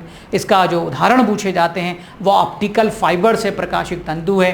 कई बार आपने सुना होगा कि ऑप्टिकल फाइबर का इस्तेमाल टेलीकम्युनिकेशन में होता है, इंटरनेट ब्रॉडबैंड की सर्विसेज में होता है। ये कांच के बने हुए ऑप्टिकल फाइबर्स होते हैं जिसके अंदर छात्रों उस प्रकाश के रूप में डाटा को आपकी कम्युनिकेशन का इस्तेमाल करके डाटा भेजा जाता है और रिसीव किया जाता है। ऑप्टिकल फाइबर्स के अलावा आपको एग्जाम्पल पता होगा छात्रों, मृग तृष्णा या मिराज बोलते हैं इसको, मरीचिका भी बोलते हैं छात्रों। रेगिस्तान के अंदर दूर से आपको पानी जैसा फीलिंग आएगी कि भाई वहां पर पानी भरा, लेकिन आप जैसे नज़दीक जाएंगे छात्रों वहाँ से वो पानी गायब हो जाएगा। एक धोखेबाज घटना ये भी है, लेकिन छात्रों ऐसा नहीं, कभी भी बन सकता है। रोडों पर, हाईवे पे आपने देखा है कि पानी भरा है, पानी नहीं भरा है छात्रों, इसको मृग मरीचिका या मिराज भी बोलते हैं। अगला एग्जाम्पल अगर हम देखें छात्रों तो हीरे, पन्ने, जेवरात जो भी हैं आपका, खासतौर से शाइनिंग ऑफ डायमंड, हीरे का चमकना भी छात्रों इस घटना के ऊपर आधारित है। ये जेम्स आप देख रहे हैं सब चमक रहे हैं, किसकी वजह से? प्रकाश के छात्रों पूर्ण आंतरिक परावर्तन के कारण। और एक बात ये भी याद रखिएगा छात्रों, प्रकाश का पूर्ण आंतरिक परावर्तन जो होता है वो छात्रों उसके अंदर सबसे ज़्यादा आपको पता है कि जो शाइनिंग ऑफ डायमंड है उसके पीछे खास कारण ये भी है कि कांच क्यों नहीं चमकता, हीरा चमकता है। तो कांच का याद रखिएगा छात्रों, जो हीरा होता है वो क्रिस्टलाइन होता है, उसके अंदर विभिन्न प्रकार की सतहें पाई जाती हैं, क्रिस्टलाइन होता है, काफ़ी ज़्यादा उसका रेफ्रैक्टिव इंडेक्स होता है, यानी अपवर्तनांक 2 से ज़्यादा यानी 2.42 के करीब होता है। हीरा सबसे कठोर तत्व होता है, कार्बन का प्रूव होता है। अगली छात्रों जो एग्जाम्पल है इंद्रधनुष।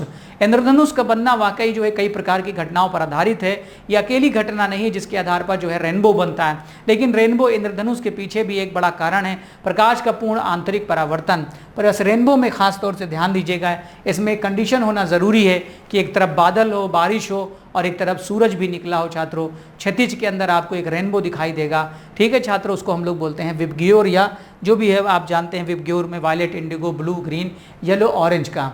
तो छात्रों ये जो हमारा टॉपिक था, हमने जो मेन जो खास था, क्योंकि ये क्रैश कोर्स है छात्रों आप जान रहे हैं, इसके अंदर हमने कुछ खास टॉपिक्स को उठाया प्रकाश के, लाइट के छात्रों, इससे संबंधित हम प्रश्न और उत्तर आगे आने वाली कक्षाओं में करवाएंगे, प्रैक्टिस जरूर कराइएगा। और आज जो है अब नेक्स्ट टॉपिक जो है वो है ध्वनि है। ध्वनि से भी काफ़ी ज़्यादा आपने देखा होगा छात्रों क्वेश्चन एग्जाम में पूछे जाते हैं। अब छात्रों बात यहाँ पे आती है कि ध्वनि क्या है, ठीक है। तो सबसे पहले छात्रों हमको समझना जरूरी है कि तरंग क्या है। तरंग जो होता है जिसे हम अंग्रेजी में बोलते हैं वेव्स, ठीक है छात्रों। तरंग का मतलब होता है लय, ऊर्जा के यानी माध्यम में ऊर्जा जो कण हैं, कणों के अंदर ऊर्जा का क्या होना छात्रों, जो है कोलाहल होना, यानी ऊर्जा का परिक्रमण होना, ऊर्जा का ट्रांसफॉर्म होना, एक कण से दूसरे कण में ऊर्जा का स्थानांतरण होना, ये सारी चीज़ों को हम क्या कह सकते हैं छात्रों, इसको हम बोलते हैं तरंग छात्रों। तरंग को हम लोग समझाने के लिए एक सबसे पहला एग्जाम्पल ले सकते हैं, इसको बोलते हैं टर्बुलेंस छात्रों। इसको हम कह सकते हैं विक्षोभ कह सकते हैं, यानी कि माध्यम के अंदर कणों के अंदर उथल पुथल मचना तरंग की वजह से होता है। तरंग पैदा कब होती है, जब ऊर्जा का स्थानांतरण होता है छात्रों, यहाँ पे समझने वाली बात है। तो तरंग जो है क्या है, टर्बुलेंस है, विक्षोभ है, उसी का हम लोग आगे पढ़ने वाला एक टॉपिक है जिसका नाम है तरंग का ध्वनि तरंगे। तरंग याद रखिए, तरंग भी दो प्रकार से होती हैं, विद्युत चुंबकीय तरंग होती हैं छात्रों, और याद रखिएगा हमने आपसे बताया था यांत्रिक तरंगे। विद्युत चुंबकीय तरंगे जो होती हैं, जैसा अभी हमने प्रकाश पढ़ा था कि प्रकाश तरंगे विद्युत चुंबकीय तरंगे होती हैं जो एक माध्यम से दूसरे माध्यम बिना किसी जो है एक जगह स्थान से दूसरे स्थान बिना किसी माध्यम के चल सकती हैं, सीधे मार्ग का अनुसरण करती हैं छात्रों, जैसे x rays, gamma rays, UV rays. लेकिन जो छात्रों विद्युत चुंबकीय तरंगों के अलावा जो यांत्रिक तरंगे हैं छात्रों, जिसके अंदर ध्वनि तरंगे हम पढ़ने जा रहे हैं, इनको छात्रों जो है माध्यम की आवश्यकता हमेशा पड़ेगी।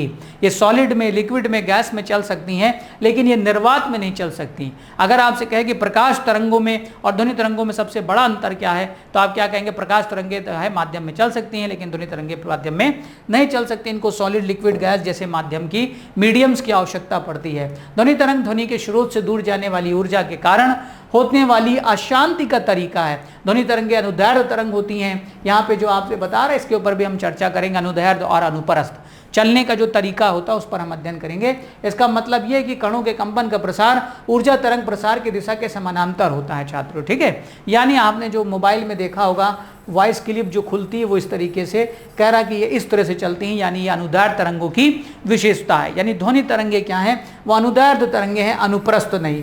ये देखिएगा प्रकाश तरंगे जो ऊपर लिखा हुआ है, ये प्रकाश तरंगे हैं छात्रों, जो अनुप्रस्थ तरंगों का उदाहरण है। ध्वनि तरंगे जो हम बोल रहे हैं, जो आप सुन रहे हैं, वो इस प्रकार का जो है ध्वनि तरंगे गमन करती हैं चलने के दिशा के समानांतर छात्रों, है ना। यहाँ पे आपसे बात कर रहा है कि ध्वनि तरंग क्या है। तरंग हमने आपसे बताया कि एक स्रोत से दूसरे स्रोत दूर जाने वाली ऊर्जा के कारण होने वाला छात्रों क्या है, अशांति है, टर्बुलेंस है, जिसे हम कहते हैं क्या, a sound waves is the pattern of disturbance. यहाँ पे कह रहा है कॉज्ड बाय, अब डिस्टर्बेंस होगा कहाँ, मीडियम जहाँ पे होगा, माध्यम होगा। अगर यहाँ पे हवा हटा दी जाए, पूरी एयर निकाल ली जाए छात्रों, तो यहाँ पे आवाज़ आप नहीं पैदा कर पाएंगे छात्रों, आपकी ध्वनि नहीं सुनाई देगी। आप बोलेंगे लेकिन सुनाई नहीं देगी। इसलिए अंतरिक्ष पे चंद्रमा पे 2 एस्ट्रोनॉट्स बात नहीं कर सकते, करेंगे भी तो सुन नहीं सकते। आगे क्या कह रहा है, travelling away from the source of sound, sound waves are longitudinal waves, यानी कि क्या है, अनुदैर्ध्य हैं, ऐसे चलती हैं जैसे हमने आपको दिखाया। This means that the propagation of vibration particle parallel to the energy wave propagation, चलने की दिशा के लंबवत दोलन करती हैं छात्रों, ठीक है, समानांतर। और अनुप्रस्थ तरंगे चलने की दिशा के लंबवत दोलन करती हैं, अप एंड डाउन, यानी कि 90 डिग्री पर अप एंड डाउन, जैसे प्रकाश तरंगे। आप देख सकते हैं छात्रों यहाँ पे ध्वनि की गति। अब सवाल ये आता है कि जो हमारी आवाज़ है छात्रों, नॉर्मली अगर हम बात करें एयर में, वायु में, यानी अलग अलग माध्यम में, अलग अलग मीडियम से में ध्वनि की जो चाल होती है वो छात्रों अलग अलग होती है। लेकिन अगर आपसे पूछा जाए कि ध्वनि की चाल सामान्यतः अगर हम बात करें वायु के अंदर कितनी होती है, तो आप लगभग कहेंगे छात्रों 332 मीटर प्रति सेकंड।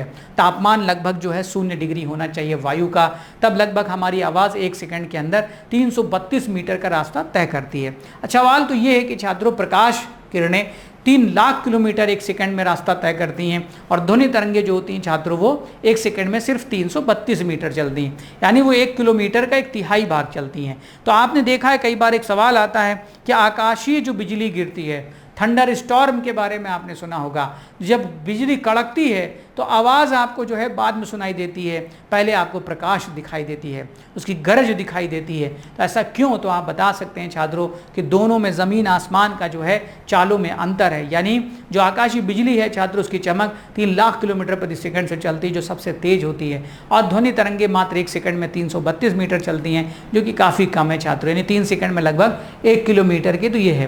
तो अलग अलग माध्यम में छात्रों अलग अलग तापमान पर देखें तो ध्वनि की चाल अलग अलग होती है।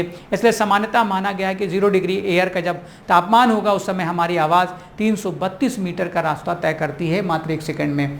तो ध्वनि की गति को उस दूरी के रूप में परिभाषित किया जाता है इसके माध्यम से एक ध्वनि तरंग एक बिंदु जैसे संपीड़न या विरलन, कंप्रेशन एंड रेयर, यहाँ पे भी आपको पढ़ाएंगे। ये देखिए, कंप्रेशन का मतलब होता है छात्रों जब हम लोग बोलते हैं सघन, यानी जब बहुत करीब करीब किरणें आती हैं, फिर आपने देखा होगा कि दूर दूर जाती हैं, दूर दूर जाना उसको बोलते हैं विरलन, विरलन, और करीब करीब आना संपीडन और विरलन। संपीडन विरलन, जैसे कोई स्प्रिंग आप छल्ला ले लीजिए उसको दबाइए, वो संपीडन यानी कंप्रेशन, और विरलन का मतलब होता है विरल पड़ जाना। ठीक है छात्रों, जिसको हम लोग बोलते हैं रेरेफैक्शन बोलते हैं। ठीक है, यहाँ पे क्या कह रहा है कि ध्वनि की गति को उस दूरी के रूप में परिभाषित किया जा सकता है जिसके माध्यम से एक ध्वनि तरंग का बिंदु जिसे संपीडन या विरलन समय के प्रति इकाई यात्रा करता है। समान भौतिक परिस्थितियों में किसी दिए गए माध्यम में सभी आवृत्तियों के लिए ध्वनि की गति समान होती है। यहाँ पे छात्रों क्या कह रहा है, आवृत्ति, फ्रिक्वेंसी के लिए छात्रों यहाँ पे कह रहा है अगर समान आवृत्ति की ध्वनि तरंगे हैं तो एक ही माध्यम में सबकी चाल जो है वो समान होगी, बराबर होगी। आप देख सकते हैं छात्रों यहाँ पे जो हम बोल रहे हैं वो ध्वनि तरंगे हैं। ध्वनि तरंगे लगभग हमने आपसे बता दिया किस चाल से चलती हैं, अलग अलग माध्यम में, अलग अलग घनत्व के अंदर। अगर घनत्व बदल दें, डेंसिटी बदल दें, तो ध्वनि की चाल पे परिवर्तन हो जाएगा। यानी स्टील में, पानी में, लकड़ी में, प्लास्टिक में, अलग अलग जगहों पे प्रकाश की चाल, वो ध्वनि की चाल अलग अलग होगी छात्रों। तापमान पर भी प्रभाव पड़ता है, जो उसी चीज़ को बताने के लिए यहाँ पे कह रहा है कि ध्वनि की गति एक लचीले माध्यम से प्रसारित होने वाली ध्वनि तरंग द्वारा प्रति इकाई समय में तय की गई दूरी है। 20 डिग्री सेल्सियस पर हवा में ध्वनि की गति लगभग 343 है। अभी अलग अलग हम टेम्परेचर पर आपको बताएंगे। ये छात्रों देखिए 343 हो गई, 0 डिग्री पर 332 थी, और 20 डिग्री अगर वायु का तापमान हो गया तो इसकी चाल कितनी हो गई छात्रों, 20 डिग्री पर आप देखिए 343 मीटर प्रति सेकंड हो गई। इसका मतलब कि वायु के ध्वनि में जो है चाल पर वायु के तापमान का भी प्रभाव पड़ रहा है। ये भी आपको जानना ज़रूरी है, और इसी के क्रम में हम आगे आपको दिखाएंगे। यहाँ पे देखिए विभिन्न माध्यम में ध्वनि की गति के बारे में अलग अलग, कुछ को तो आपको याद कर लेना है जो सबसे ज़्यादा एग्जाम में पूछे जाते हैं छात्रों। ठीक है, सबसे ज़्यादा जो पूछे गए हैं वो यहाँ पर हमने लिख दिया है। जो अभी तक फिलहाल पूछा गया छात्रों वो एयर का पूछा गया है, ठीक है, साल्ट वाटर का पूछा गया, स्टील का पूछा जाता है। हालांकि ध्वनि की गति अलग अलग पदार्थों में अलग अलग होती है। आमतौर पर ध्वनि चश्मे में अधिक यानी ग्लास में अधिक धीमी गति से, तरल पदार्थ में तेज, ठोस पदार्थ में सबसे तेज। उदाहरण के लिए जबकि ध्वनि हवा में 343 मीटर सेकंड से चलती है, पानी में 1441 हो जाती है, लगभग 4.3 गुना बढ़ जाती है। और लोहे में 5120 मीटर प्रति सेकंड, लगभग 15 गुना तेज चलती है छात्रों। तो सवाल एग्जाम में अक्सर आएगा, 4 विकल्प आपके सामने होंगे, उसमें से पूछेगा ध्वनि की गति सबसे तेज किसमें होती है, तो आपका आंसर होगा छात्रों स्टील के अंदर, इस्पात के अंदर होगा, क्योंकि इसका घनत्व सबसे ज़्यादा है। जब घनत्व ज़्यादा है स्टील का तो छात्रों इसके अंदर ध्वनि की चाल भी सबसे तेज होगी। एयर देख सकते हैं, इसका घनत्व सबसे कम होता है छात्रों। इसीलिए कई बार आपने देखा है, सवाल आता है कि क्या कारण है कि बारिश होने के बाद हमें ध्वनि दूर दूर से स्पष्ट सुनाई देना शुरू हो जाती हैं। तो आपके दिमाग में छात्रों ये बात आती होगी कि भाई हाँ, ध्वनि क्यों दिखाई देता है, कारण इसके पीछे यही है कि ध्वनि की जो डेंसिटी है वो वेरी होती है, यानी कि उस पर फर्क पड़ता है छात्रों। इसी वजह से हमें स्पष्ट दूर से सुनाई देने लगती है बारिश में छात्रों। सूखी गर्मी जब पड़ती है तो उस समय हमें सुनाई कम देती है छात्रों। आगे है छात्रों ध्वनि की तीव्रता, वेरी वेरी इंपॉर्टेंट टॉपिक है। इंटेंसिटी ऑफ साउंड, धीमी आवाज़, तेज आवाज़, पतली आवाज़, मोटी आवाज़, ये ध्वनि के सारे क्या हैं, तरंग के छात्रों लक्षण हैं। कभी कभी आपने देखा है किसी की आवाज़ बहुत ज़्यादा प्रबल होती है, बहुत लाउड होती है, बहुत ज़्यादा है ना पावरफुल होती है। कभी कभी आवाज़ देखा आपको पिंच करती है, बारीक होती है, जैसे मच्छर की भिनभिनाहट आपको देखा होगा, इरिटेट करेगी आपको। कीड़े की भिनभिनाहट है, कोई आपने देखा जंगल में कीड़ा चिल्लाता है, झिंगुर वगैरह, उसकी आवाज़ इरिटेट करती है आपको दिमाग में, क्योंकि छात्रों ये सब सारे जो है ध्वनि के गुण हैं, सब ध्वनि के लक्षण हैं। उसी तरह का एक लक्षण है छात्रों जिसे हम कहते हैं कि ध्वनि की तीव्रता छात्रों, इंटेंसिटी ऑफ साउंड। तो इंटेंसिटी ऑफ साउंड को छात्रों नापने के लिए छात्रों आपको पता है कि इंस्ट्रूमेंट होता है जिसे हम ऑडियो मीटर कहते हैं। ऑडियो मीटर एक डिवाइस है जिससे कि हम ध्वनि की तीव्रता को नापते हैं। और छात्रों एग्जाम में एक सवाल आता है कि हमारी ध्वनि की तीव्रता की जो इकाई है वो छात्रों क्या है, तो ध्वनि की तीव्रता की एसआई जो इकाई है वो वाट अपान मीटर स्क्वायर है।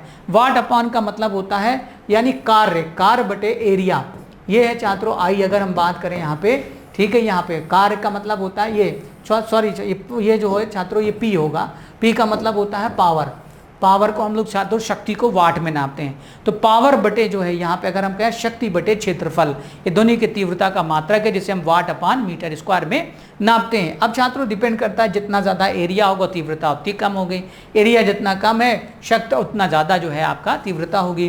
तो यहाँ पे सबसे बड़ी बात यह है कि छात्रों ध्वनि की तीव्रता को हम लोग डेसीबेल में नापते हैं। डेसीबेल शॉर्टकट में क्या लिखते हैं हम लोग, उसको डीबी लिखते हैं, डीबी। कई बार आपको पता होगा डेसीबेल, ग्राम बेल से नाम बना डेसीबेल। तो ये जानना बहुत ज़्यादा ज़रूरी है छात्रों, है ना, कि डेसीबल अलग अलग ध्वनि की तीव्रता को कई बार एग्जाम में पूछा गया कि जैसे आम फुसफुसाहट की क्या होगी, है ना, और हृदय की ध्वनि की जो है तीव्रता कितनी होगी, एक ट्रैक्टर की क्या हो सकती है, एक फायर जो है फाइटर प्लेन की क्या हो सकती है लैंडिंग के समय, टेक ऑफ के समय, या रेलवे इंजन का हॉर्न की क्या हो सकती है, आम बोलचाल की क्या हो सकती है। ठीक है, तमाम तरह का एक आपसे क्रम पूछा जाता है। तो बस इतना याद रखिएगा, ध्वनि की तीव्रता को छात्रों हम लोग ऑडियो मीटर से नापते हैं और किस यूनिट में नापते हैं, डेसीबेल में नापते हैं। और इसकी तीव्रता का जो मात्रक होता है वो आपका पावर अपॉन जो है मीटर स्क्वायर का मतलब क्षेत्रफल होता है, नहीं वर्ग मीटर होता है। तो यहाँ पे कह रहा है ध्वनि की तीव्रता को ध्वनि तरंगों के पथ के लंबवत प्रति इकाई क्षेत्र में ध्वनि के रूप में वर्णित किया जाता है, जिसे आई द्वारा दर्शाया गया है। ध्वनि की तीव्रता का एसआई जो है वाट अपान मीटर स्क्वायर है, ध्वनि की तीव्रता की एसआई इकाई वाट वर्ग मीटर स्क्वायर है छात्रों। इतना याद रखिएगा, ऑडियो मीटर उस डिवाइस का नाम है, उस बॉक्स का नाम है जो कि जिसमें कि ध्वनि तीव्रता को हम लोग जो है नापते हैं। ठीक है छात्रों, और याद रखिएगा हमने आपसे कहा कि ध्वनि के बहुत सारे लक्षण हैं जिस पे देखा जाए तो अलग अलग प्रकार की ध्वनि की जो है अब पैदा होती है। जैसे कि हमने आपसे बताया छात्रों की किसी की आवाज़ बहुत पतली है, सुरीली है, किसी की आवाज़ काफ़ी ज़्यादा भारी भरकम है, किसी की हमने देखा होगा आवाज़ बहुत ज़्यादा पिंच करती है। हमने आपसे बताया कुछ आवाज़ मीलों दूर तक जाती हैं, कुछ आवाज़ बहुत करीब तक रहती हैं। तो यहाँ पे आप देख सकते हैं छात्रों कि ये नॉइज़ डेसिबल्स है। यहाँ पर आपको ध्वनि का प्रदूषण कहें या ना भी कहें, लेकिन ब्रीथिंग सांस लेने पर जो श्वसन आपका होता है 10 डेसिबल का, विस्परिंग जो फुसफुसाहट जो होती है वो लगभग 15 डेसिबल होती है छात्रों। टाइप राइटिंग 50 है, जो लाउड कन्वर्सेशन है वो 60 है, आम बोलचाल जो है 45 से 65 डेसिबल होती है छात्रों। बार्किंग कुत्ता भौंक रहा 70 पर, कार एंड बाइक के 90 है, ट्रेन का 110 एग्जाम में पूछा गया, फैक्ट्री बॉयलर 110 है, जेट प्लेन 120 है, थंडर स्टॉर्म 120 है, वल्केनो एरप्शन 190 छात्रों। यहाँ पर रेलवे इंजन भी लगभग 110 पे, डीजे भी लगभग 100 से 110 पर होता है छात्रों। कुल मिला के जो हमारी रेंज है वो मनुष्य की वो 20 से लेकर 80 डेसिबल है। अक्सर याद रखिएगा एग्जाम में पूछा जाता है कि भाई मनुष्य के कान की तीव्रता जो है सुनने की क्या है, तो 20 से 80 है। सुनने को तो वो सुन लेगा 150 200, लेकिन आदमी खत्म हो जाएगा। कान के पास अगर इतनी ध्वनि आ जाए तो आप सोचिए क्या हाल होगा। तो हमारे कान के पर्दों की क्षमता तो भाई हम नहीं बता पाएंगे आपको, लेकिन जो नॉर्मल रेंज बताना है वो आपको 20 से लेकर 80 डेसिबल, 20 से कम नहीं, 80 से ज़्यादा नहीं। 80 से ऊपर आपको फिर तकलीफ होगी, परेशानी होगी, आपको फिर नॉइज़ पॉल्यूशन का असर आपके मस्तिष्क पर दिखाई देने लगेगा, जी मत लाना, चिड़चिड़ापन रहना, हृदय रोग भी हो जाना।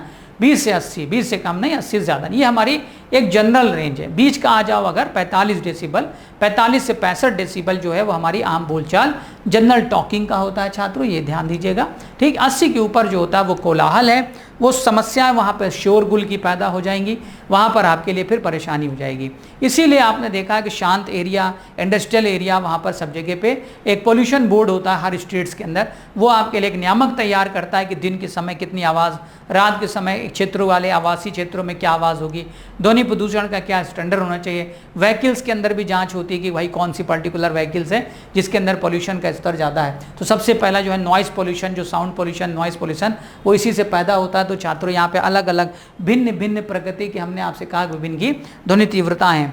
नेक्स्ट आगे छात्रों आप देख सकते हैं थ्रेशोल्ड ऑफ, यहाँ पे ब्रीथिंग, विस्परिंग सब दिया हुआ है, वो एक ही जैसा है, इसमें कुछ सोचने की जरूरत नहीं है। लेकिन अगला जो करेक्टर है ध्वनि का छात्रों से हम तारत्व कहते हैं, ये बड़ा इंपॉर्टेंट, इसको हम पिच कहते हैं। पिच क्या है छात्रों, ये ध्वनि की तीव्रता एक है, आवृत्ति पर निर्भर करता है, जिसमें जितनी ज़्यादा इसकी आवृत्ति होगी उतना ज़्यादा आवाज़ पतली होती चली जाएगी। तारत्व से क्या पता चलता है कि ध्वनि जो स्रोत है वो कितनी पतली आवाज़ है या मोटी आवाज़ है। छात्रों महिलाओं की आवाज़ पतली, पुरुषों की आवाज़ भारी होती है, ये डिपेंड करता है उसके पिच के ऊपर। तो पिच का जो है छात्रों का मतलब है कि ध्वनि की तीव्रता जितना, ध्वनि की आवृत्ति जितना ज़्यादा होगी, जितनी ज़्यादा फ्रिक्वेंसी होगी उतना ज़्यादा आवाज़ पतली होती चली जाएगी, जितना फ्रिक्वेंसी कम होगी उसका जो है पिच का मान कम होगा, तारत का आवाज़ मोटी होती चली जाएगी। तारत ध्वनि की गुणता है जो इसे उत्पन्न करने वाले कंपन की दर से नियंत्रित होती है किसी स्वर की उच्चता या निम्नता की दर। तारत को हर्ट्ज में को रूप में ध्वनि आवृत्ति के माप के में व्यक्त किया जाता है। जितनी अधिक आवृत्ति होगी उतनी अधिक पिच होगी, और जितना अधिक पिच होगी उतना आवाज़ पतली होगी। छात्रों मच्छर की भिनभिनाहट और शेर के गर्जन में याद रखिएगा मच्छर की पिच की वैल्यू ज़्यादा है, महिलाओं की पिच की वैल्यू पुरुषों की अपेक्षा ज़्यादा होती है, इसलिए महिलाओं की आवाज़ पतली होती है। छात्रों नगाड़ा है, नगड़िया जो भी है वो आप देख सकते हैं। तो ध्वनि का एक ऐसा लक्षण है छात्रों जिसे हम कहते हैं तारत्व या पिच, बड़ा इंपॉर्टेंट एग्जाम में। अगला है छात्रों, यहाँ आप देख सकते हैं, इसको हम बोलते हैं इको। इको का मतलब होता है प्रतिध्वनि। ये कॉमन सी बात है, आपने बड़े बड़े हॉल में देखा होगा जब आपकी ही आवाज़ तल से टकरा कर दोबारा सुनाई देने लगती है, दोबारा सुनाई देने लगती है, आपने देखा मल्टीपल साउंड आपको रिफ्लेक्टेड सुनाई देते हैं। तो छात्रों ये घटना तभी घटती है, कुछ खास कंडीशन होना ज़रूरी है।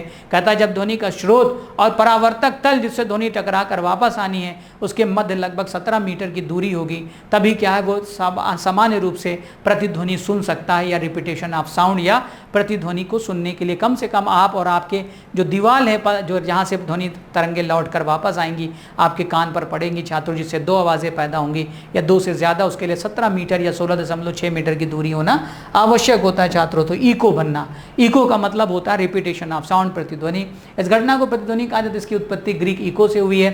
ध्वनि का मतलब प्रतिध्वनि जब होती है जब एक ध्वनि तरंग किसी सतह जैसे कुएं के तल पर पानी से परावर्तित होती है और ध्वनि आपके आसपास दोहराती है, रिपीटेशन ही बोलते हैं इसको। रिपीटेशन ऑफ साउंड का मतलब होगी ध्वनि की पुनरावृत्ति। जब स्रोत को ठीक है अपनी ही आवाज़ जो है क्या हो पुनः टकरा के तल से छात्रों सुनाई दे, तो इसे को हम लोग बोलते हैं प्रतिध्वनि। और ये घटना सिनेमा घरों में ना हो इसलिए हमने आपसे बताया था कि सिनेमा घर की जो दीवारें होती हैं वो आपने देखा है किस तरह से खांचे कटे होते हैं, ज़मीन पर कारपेट है, ऊपर देखा होगा खांचे हैं, ताकि प्रतिध्वनि ना बनने पाए छात्रों। अगर प्रतिध्वनि बनेगी तो कोई भी आप समझ सकते हैं कोई भी आवाज़ नहीं सुन पाएंगे। कई बार आपने देखा है कि आपके जो मोबाइल फ़ोन होते हैं उस पर आप बात करते हैं तो आपकी ही आवाज़ लौटकर वापस आने लगती है। कई बार होता है ना कि जैसे किसी ने कान में लगा के फ़ोन पे बात कर रहे हैं या हेडफोन लगाए हैं। कई बार होता था कि हम लोग उस टाइम में, आपको याद हो जब मोबाइल फ़ोन आए थे तो लोग उस पर जो है पॉलीथीन चढ़वाते थे, उस पर लेमिनेशंस करवा लेते थे, तो कई बार आवाज़ें बहुत बार पलटने लगती थी, इको बनने लगता था। ठीक है, वो एक अलग फेनोमेना है, लेकिन इको का मतलब ही होता है रिपीटेशन ऑफ साउंड। छात्रों इसको बोलते हैं हम लोग ध्वनि की पुनरावृत्ति, ध्वनि का एक अच्छा सा गुण है। और हमने आपसे बताया छात्रों कि जैसे ध्वनि का जो तरंग होती है, तरंग के कई सारे लक्षण हैं, जैसे आयाम, जैसे आवृत्ति, जैसे आवर्तकाल, जैसे तरंग दैर्ध्य छात्रों। तो जैसे आपने पढ़ा कि जो पिच था वो छात्रों डिपेंड करता है आवृत्ति के ऊपर। आवाज़ बहुत ज़्यादा लाउड है, बहुत ज़्यादा मोटी है, बहुत ज़्यादा सघन है, तो छात्रों उसके आयाम पर निर्भर करता है।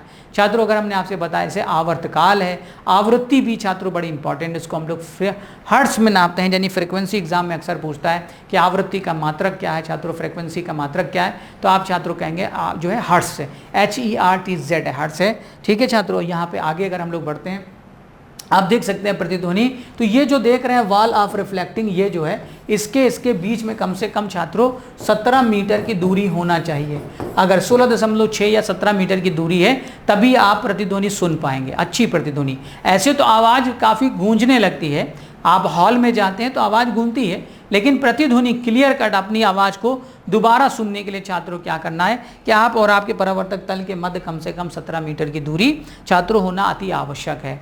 आगे छात्रों भी यहाँ पे आपकी एक घटना है सोनार, साउंड नेविगेशन एंड रेंजिंग बोलते हैं इसका पूर्ण रूप, कई बार एग्जाम में पूछा जाता है। सोनार क्या है छात्रों, इसके अंदर साउंड वेव्स में या अल्ट्रासोनिक किरणों का इस्तेमाल करते हैं, तरंगों का, पराध्वनिक तरंगों का, पराश्रव तरंगों को हम कह सकते हैं, जिसकी आवृत्ति 20,000 हर्ट्ज से ऊपर होती है, उन्हें हम कहते हैं पराश्रव तरंगे छात्रों। इनका दैनिक उपयोग काफ़ी ज़्यादा इंपॉर्टेंट है। तो इसमें कह रहा है सोनार सिस्टम, सोनार सिस्टम जो होता है सबमरीन पनडुब्बी में, पानी के जहाज़ों में छात्रों, और जो है आपने देखा है कई सारे उपकरण होते हैं जिनके जो है सर्चिंग अभियान में इस्तेमाल करते हैं, समुद्र की गहराई में, समुद्र के अंदर पड़ी हुई वस्तुओं का पता लगाने में। तो छात्रों ये आप देख सकते हैं कि सोनार, जिसका संक्षिप्त रूप है नेविगेशन और रेंजिंग है, जिसको हम साउंड नेविगेशन रेंजिंग कहते हैं, समुद्र की खोज मानचित्रण के लिए सहायक है, क्योंकि ध्वनि तरंगे रडार और प्रकाश तरंगों की तुलना में पानी में अधिक दूर तक जाती हैं। क्योंकि छात्रों 20,000 हर्ट्ज से ऊपर की ध्वनि तरंगे जो होती हैं उन्हें हम पराश्रव तरंगे कहते हैं। इनका उपयोग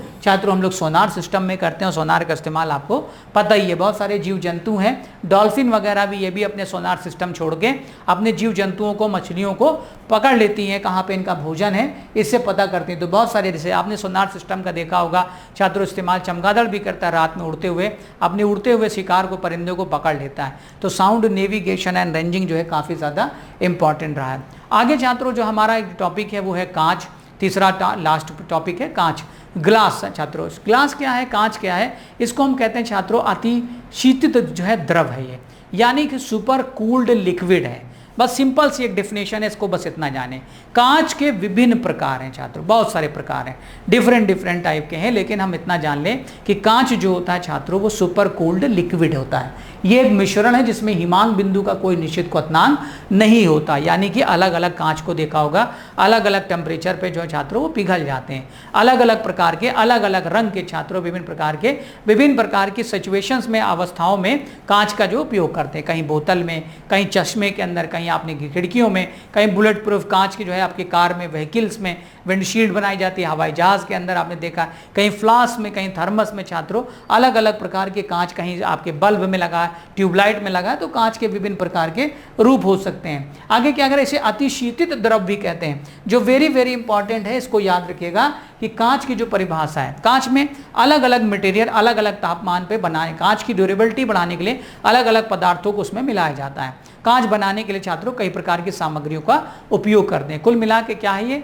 सुपर कूल्ड लिक्विड है, अतिशीतित द्रव है। अधिकांश गिलास जो है वो सिलिकेट के होते हैं, इतना याद रखिएगा। सिलिकेट का मतलब होता है छात्रों सिलिका, सिलिका का मतलब होता है रेत। कभी आप सोचे ना होंगे कि जो कांच आपके घरों में खिड़कियों पे लगा है उसके अंदर रेत है छात्रों, सिलिका का पार्टिकल होते हैं, यानी कि मिट्टी के अंदर और पृथ्वी में पाया जाता है। आगे correct is a mixture having no definite boiling, इसका कोई पक्का जो है बॉइलिंग पॉइंट और फ्रीजिंग पॉइंट नहीं होता। It is also called super cooled liquid, most glasses are silicate, यानी सिलिका के कांच जो है छात्रों बने होते हैं, काफी टफ होते हैं। आगे क्या कह रहा है, ये पारदर्शी और रसायनों से प्रभावित नहीं होता जल्दी से, क्योंकि आपने देखा है कि आप चाय रखो ग्लास के अंदर, चाहे आपने देखा हो एसिड रखो, जल्दी से इसके ऊपर कोई प्रभाव नहीं पड़ता, इसे किसी भी आकार में ढाला जा सकता है। आपने देखा है कि अलग अलग प्रकार के जब इसको गर्म करते हैं भट्टी के अंदर तो ये पानी की तरह पिघल जाता है। कांच बनाने की सामग्री चूना पत्थर है, calcium carbonate, soda ash, sodium carbonate और रेत का इस्तेमाल करते हैं। बेसिकली जनरली कहा जा रहा है, ये नहीं कि और भी है। बुरादा होता है, क्रश करके पीस कर उसको भट्टी में मटेरियल्स में मिलाकर छात्रों उसको पिघलाते हैं। जब पिघलाते हैं तो इसको जिस चाहे उस शेप में इसको हम लोग इसको आसानी से छात्रों ढाल सकते हैं। आगे कह रहा है it is a transparent and not affected by chemicals, it can be moulded into any shape, किसी भी शेप में मोड़ सकते हैं। The ingredients for the making glass are the limestone, calcium carbonate and आगे क्या कह रहा है छात्रों, soda ash, sodium carbonate and छात्रों सैंड मतलब सिलिका डाइऑक्साइड SiO2 का इस्तेमाल करते हैं। अब छात्रों यहाँ पे एक चार्ट आपको नजर आ रहा है, इसका अवलोकन जरूर करिएगा। इसमें आपको वो सारी चीज़ों के बारे में बता रहा है कि विभिन्न प्रकार के जो कांच बनाए जाते हैं रंग बिरंगे, उनमें कौन सा ऐसे खास पदार्थ मिला होता है जिसकी वजह से कांच का अलग अलग रंग होता है। जैसे आप देख रहे हैं एंटीमनी, अगर आपको सफ़ेद गिलास चाहिए व्हाइट, तो उसमें एंटीमनी है। पीले में कैडमियम सल्फाइड है छात्रों। आगे यहाँ पे अगर आप देखें कि ब्लू, तो यहाँ पे देखें कोबाल्ट है छात्रों। ब्लू ग्रीन, रेड है तो कॉपर कंपाउंड है, रेड है तो गोल्ड क्लोराइड है छात्रों। येलो, वायलेट में निकेल ऑक्साइड है, व्हाइट में टिन कार्बन। अलग अलग यहाँ पे येलो अंबर बनाना, यानी अलग अलग प्रकार के अगर आप देख रहे हैं यहाँ पे छात्रों जो कांच हैं वो अलग अलग मटेरियल मिलाकर इसके अंदर बनाए जाते हैं। यानी कुल मिला के ये कह रहा है कि कांच क्या है, सुपर कूल लिक्विड है। इसमें सोडा ऐश मिलाया जाता है, ठीक है, सोडा लाइम मिलाया जाता है, चूना, और सैंड सिलिका डाइऑक्साइड यानी SI2 मिलाया जाता है। इसको अलग अलग जो है हिस्सों में ढाला जा सकता है। इसका कोई निश्चित क्या है गलनांक और वो जो है क्वथनांक नहीं, no boiling point and no freezing point छात्रों, ठीक है। फिर आपसे कहा हमने ये अलग अलग जो है शेप में ढाल सकते हैं, अलग अलग कलर में इसको बना सकते हैं, और अलग अलग तरीके के छात्रों इसके क्या है उपयोग है। आगे बढ़ते हैं छात्रों, ऑप्टिकल ग्लास, यानी आपने देखा होगा प्रकाशिक जो ग्लास होते हैं इसका उपयोग चश्मे, सूक्ष्मदर्शी, दूरबीन, कैमरा, लेंस, कारखाने, प्रयोगशाला में कई उपकरणों में किया जाता है। ऑप्टिकल ग्लास के उत्पादन में अपेक्षित सावधानीकरण यानी प्रकार के ग्लास में तुलना में महंगे होते हैं, और आप समझ रहे प्रीसियस होते हैं। कीमती क्यों होते होंगे छात्रों, क्योंकि इनकी उपयोगिता ज़्यादा है, इनकी कीमत ज़्यादा ही है छात्रों। इनमें आपने देखा मैग्निफिकेशन जैसा पावर होती है इनके अंदर, जो इनलार्ज करते हैं, चीज़ों को छोटा कर देते हैं, ठीक है। यहाँ पे आप देख सकते हैं eye glasses, microscope, telescope, camera lenses, man instrument for the factories and laboratories है, उनके अंदर इनका इस्तेमाल होता है, इसलिए काफ़ी ज़्यादा कीमती होते हैं, महंगे होते हैं और काफ़ी ज़्यादा मजबूत भी होते हैं। तो इनको ऑप्टिकल ग्लास के अंतर्गत देखें तो पायरेक्स ग्लास एग्जाम में कई बार पूछा गया है, इससे संबंधित प्रश्न और उत्तर आएंगे तो हम जरूर आपको बताएंगे। पायरेक्स ग्लास R2 है बोरोसिलिकेट ग्लास, यहाँ पे कह रहा है बोरोसिलिकेट ग्लास ये अत्यधिक गर्मी प्रतिरोधी है, यानी ऊंचे तापमान को रोकना है। अगर आपको जहाँ बहुत ज़्यादा हीट है टेम्परेचर से, बल्ब में आपने देखा जो कांच होती है वो छात्रों पायरेक्स होता है। कारण क्या है, उसके अंदर टेम्परेचर काफ़ी ज़्यादा रखा जाता है, ठीक है, तो वहाँ पे वो पिघलता नहीं क्योंकि बोरोसिलिकेट है। प्रयोगशाला उपकरण, ओवन, वेयर आदि में इसका उपयोग किया जाता है। प्रयोगशाला में जो आपने देखा है परख नली होती है, टेस्ट ट्यूब, उसको जब आप आग में दिखाते हैं तो वो छात्रों आग के बावजूद जो है वो आपका जो फ्लास्क है या जो आपकी परख नली है, टेस्ट ट्यूब है, वो पिघलती नहीं है। वो इसलिए नहीं पिघलती छात्रों, टेम्परेचर आपने देखा बर्नर के ऊपर रखा होगा, स्प्रिट लैम्प के ऊपर दिखाया होगा लैब में अगर आप कभी गए होंगे, क्योंकि बोरोसिलिकेट से बना होता है, इसको हम या पायरेक्स ग्लास भी बोलते हैं। ये एग्जाम में बोला ऑप्टिकल ग्लास जो हमने बताया था सूक्ष्मदर्शी में, दूरदर्शी में, आपके चश्मे वगैरह में, ठीक है, लैब के अंदर यूज़ होता है। यहाँ जो आया वो पायरेक्स है या छात्रों बोरोसिलिकेट है जिसका इस्तेमाल यहाँ पे। आगे छात्रों फोटोक्रोमेटिक है।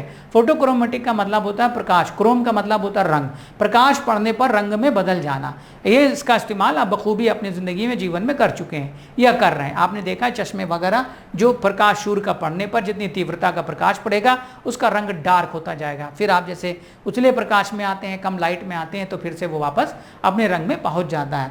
यहाँ क्या कह रहा है, पराबैंगनी किरणों के संपर्क में आने पर ये काला हो जाता है, किरणें हटा देने पर ये साफ हो जाएगा यानी व्हाइट हो जाए। इसका उपयोग खिड़कियां, धूप के चश्मे, उपकरण नियंत्रण के लिए किया जाता है। यानी सनलाइट जैसे पड़ी आप देख सकते हैं, जितना तीव्रता का प्रकाश पड़ेगा उतना ज़्यादा डार्क होगा जितनी देर आप संपर्क में रहेंगे। ये फायदेमंद है आपके लिए, आपको डायरेक्ट जो है सनलाइट से जो है छात्रों ये बचाने में मदद करता है, ठीक है, आपको हीट स्ट्रोक से भी बचाता है। इसका उपयोग खिड़कियों में, धूप के चश्मे, उपकरण नियंत्रण के लिए भी किया जाता है। नेक्स्ट आगे छात्रों हम लोग बहुत जल्द मुलाकात करेंगे। देखिए आपको हमने आज 3 टॉपिक्स पढ़ा है, जिसके अंदर सबसे पहला जो आपका टॉपिक था छात्रों उसमें हमने पढ़ा था लाइट के बारे में, लाइट के जो है डिफरेंट कलर्स, लाइट्स के कम्बिनेशंस के बारे में। जो प्रकाश है छात्रों एक छोटा सा रिवीजन कर दें। प्रकाश जो हमारा है छात्रों विभिन्न प्रकार के रंगों से मिलकर बना है। जो हम देखते हैं छात्रों वो हमारा सफ़ेद रंग का प्रकाश है, व्हाइट लाइट है जिसके अंदर का 7 मूल रंग पाए जाते हैं जिसे हम विबग्योर भी कह सकते हैं। प्रकाश जो है वो छात्रों खास प्रकार के स्पेक्ट्रम से बना है जिसे हम कम देख पाते हैं छात्रों से हम विजिबल स्पेक्ट्रम कहते हैं। शुरुआत में हमने बताया कि अलग अलग तरंग दैर्ध्य के प्रकाश के रंग इसमें अंदर समाहित होते हैं, इंक्लूड होते हैं। जैसे सबसे पहले कॉस्मिक रेज है, कॉस्मिक के बाद गामा रेज, गामा रेज के बाद आपको पता है एक्स रेज, फिर यूवी रेज छात्रों, फिर उसके बाद विजिबल स्पेक्ट्रम दृश्य प्रकाश, उसके बाद आपको पता है इंफ्रारेड, इंफ्रारेड के बाद छात्रों फिर आपको पता है फिर माइक्रोवेव यू, ठीक है, फिर उसके बाद रेडियो वेव, फिर सब पता ही चल गया, ठीक है। आगे छात्रों आपको पता हमने प्रकाश विभिन्न प्रकार की घटनाओं को अंजाम देता है, जैसे प्रकाश का परावर्तन छात्रों, वो कांच की प्लेट से भी हो सकता है। प्रकाश का अपवर्तन हमने आपसे बताया, जब दो अलग अलग माध्यम में प्रकाश जो है प्रवेश करता है तो अपने मूल से वो विचलित हो जाता है, जिससे कि हमने आपसे बताया कि वास्तविकता आपसे दूर चली जाती है, यानी जो चीज़ आप देख रहे हैं उतनी नहीं है, यानी पानी की गहराई का सही से दिखाई न पड़ना, सही क्या आपको पता सूर्य निकलने से पहले दिखाई देना, डूबने के बाद भी छात्रों दिखाई पड़ना, ठीक है। और आपने अंतरिक्ष आसमान में देखा होगा तारे टिमटिमा रहे हैं, ऐसा नहीं है, क्योंकि तारे कभी टिमटिमाते नहीं छात्रों, ठीक है, ऐसा हमें महसूस होते हैं प्रकाश के अपवर्तन के कारण, पानी में पड़ी हुई डूबी हुई चीज़ का वास्तविक आकलन ना हो पाना छात्रों। फिर हमने आपसे बताया प्रकाश का याद रखिएगा, फिर जो है पूर्ण आंतरिक परावर्तन है, जिसमें कि हीरे का चमकना, रत्न का चमकना छात्रों, मिराज का बनना, मरीचिका जिसे हम कह सकते हैं रेगिस्तान में आपने देखा होगा। फिर अगर आप देखें छात्रों जो ऑप्टिकल फाइबर्स है, ठीक है, जो प्रकाशिक तंतु होते हैं, जैसे इंटरनेट वगैरह में जो केबल होते हैं, उनके अंदर इस घटना का अंजाम देना छात्रों, ठीक है। आगे फिर आपने पढ़ा था कि लेंस पढ़ा छात्रों, लेंस दो प्रकार के, उत्तल लेंस, अवतल लेंस है छात्रों। उत्तल लेंस जो होता है वो धनात्मक लेंस होता है, उसकी सतह उभरी हुई होती है बीच से, ठीक है छात्रों, वो अभिसारी प्रकृति का होता है, कन्वर्जिंग होता है, आने वाली जो किरणें होती हैं उनको वो कन्वर्ज कर देता है छात्रों। अपसारी लेंस हमने आपसे बताया, जिससे हम लोग डाइवर्जिंग लेंस या अवतल लेंस कहते हैं, वो ऋणात्मक लेंस होता है, आने वाली किरणों को छात्रों प्रोजेक्ट कर देता है, फैला देता है। फिर हमने आपसे बताया जो मिरर होते हैं छात्रों वो तीन प्रकार के होते हैं, समतल वाले होते हैं, अवतल और उत्तल प्रकार के होते हैं। समतल दर्पण आपके घर में मिल जाएगा छात्रों, इसमें छवि बनती है आभासी छात्रों, वस्तु के बराबर बनती है, दर्पण से उतनी ही दूर होती है छवि जितना दर्पण आप छवि से दूर होता है छात्रों। लेटरल इन्वर्जन चलते दाएं बाएं तरफ, बायां दाएं तरफ जो है छात्रों नजर आता है। समतल दर्पण में हमने आपसे बता दिया छात्रों, विभिन्न जो है प्रतिबिंब से डिफरेंट प्रतिबिंब से अलग अलग, अगर आप दो दर्पणों को अलग अलग कोण पर रखें छात्रों तो अलग अलग इमेज जो है उसमें बनती हैं। आगे अगर देखा जाए छात्रों अवतल दर्पण है, अवतल दर्पण हमने आपसे बताया था छात्रों क्या करता है, प्रतिबिंब को बड़ा कर देता है छात्रों, आभासी बनाता है, ठीक है। दूसरी चीज़ देखिएगा, हमने आपसे बताया था कि जो गाड़ी होती हैं, कार होती हैं, गाड़ियों की जो हेडलाइट होती है उसके अंदर जो दर्पण होता है वो अवतल दर्पण होता है। शेविंग मिरर जो होता है वो छात्रों जो है आपका अवतल दर्पण होता है, ठीक है छात्रों। अगर हम आपसे बात करें डेंटिस्ट मिरर भी अवतल होता है। उत्तल दर्पण जो हमने बताया तो उत्तल दर्पण का काम जो है चीज़ों को करीब करके दिखाना, छोटा करके दिखाना, वास्तविक बनाना, उसके अंदर भी हमने आपसे बताया था कि क्लोज हो जाता है, यानी बहुत बड़ी जो है एरिया को छोटा करके दिखाता है। और side mirror in the cars and bike, car और बाइक्स के अंदर जो साइड मिरर होता है छात्रों सबसे ज़्यादा एग्जाम में पूछा जाता है। रेयर व्यू के लिए जो दर्पण है वो कौन सा दर्पण होता है, तो आप तुरंत कहेंगे छात्रों वो तल दर्पण होता है। कारण क्या है, वो चीज़ों को क्लोज और छोटा करके दिखाता है। Object in the mirror are close and then they appear होता है, ठीक है छात्रों। ये आपके दर्पण थे। दर्पण के बाद आपने छात्रों घटनाएं पढ़ी, ठीक है, आपने जो है विवर्तन पढ़ा, छोटे से प्रकाश के एक पुंज का किसी भी मार्ग से गुजर के जो है फैल जाना छात्रों स्रोत के रूप में, वो भी विवर्तन था। इंटरफेरेंस पढ़ा, इंटरफेरेंस व्यतिकरण को बोलते हैं छात्रों। व्यतिकरण के अंदर हमने आपसे बताया कि जो है इस पर सुपर इम्पोज होता है दो अलग अलग प्रकार की अलग अलग जो है आयाम की तरंग दैर्ध्य की जो है तरंगे जब पड़ती हैं एक दूसरे पर छात्रों। हमने बताया था कि साबुन के बुलबुले का रंगीन दिखाई पड़ना, तेल की परत का चमकदार दिखाई पड़ना छात्रों, ठीक है, ये घटना है। उसके बाद आपने जो है छात्रों पढ़ा ध्वनि तरंगों के बारे में पढ़ा, ध्वनि तरंगों के विशेष गुण के बारे में पढ़ा। ध्वनि तरंगे छात्रों याद रखिएगा इलेक्ट्रोमैग्नेटिक वेव्स नहीं है, यांत्रिक तरंगों के गुण होते हैं। यांत्रिक तरंगे जो होती हैं सदैव माध्यम में चलती हैं। ध्वनि की जो चाल है वो अलग अलग माध्यम में अलग अलग तापमान पर जो है निर्भर करती है।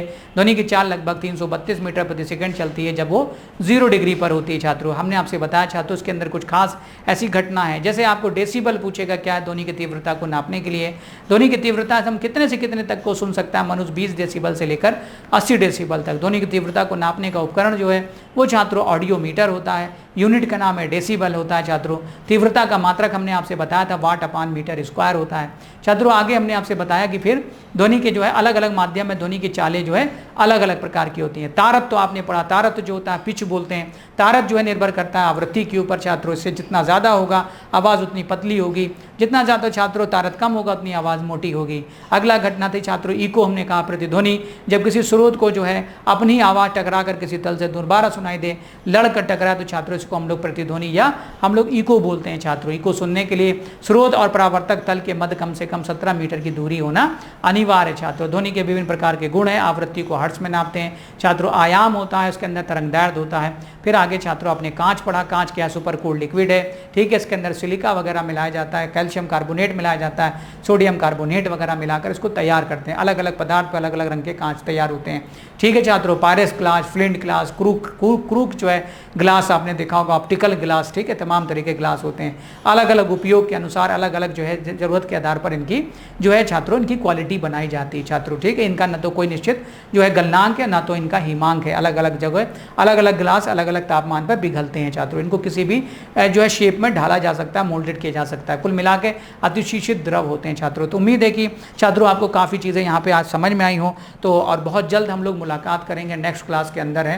पूरे क्लास को देखिए, लाइक करिए, ठीक है, शेयर भी कर सकते हैं अपने उस पर। और जल्दी से हम लोग अगले चैप्टर में इसके जो भी होगा क्रम में हम लोग मिलते हैं। क्रैश कोर्स का पूरा लाभ उठाइए, संबंधित जो है जो भी परीक्षाएं चाहते हो उसकी भरपूर तैयारी नियमित रूप से करते रहिए। कोई समस्या हो तो ज़रूर जो है हम लोग याद, अभी जल्दी इसके अंदर फिर हम लोग आगे जो है MCQ क्वेश्चंस कराएंगे जिससे कि आपकी प्रैक्टिस हो जाए। ऑल द बेस्ट सभी लोगों को, बहुत बहुत शुक्रिया, थैंक यू।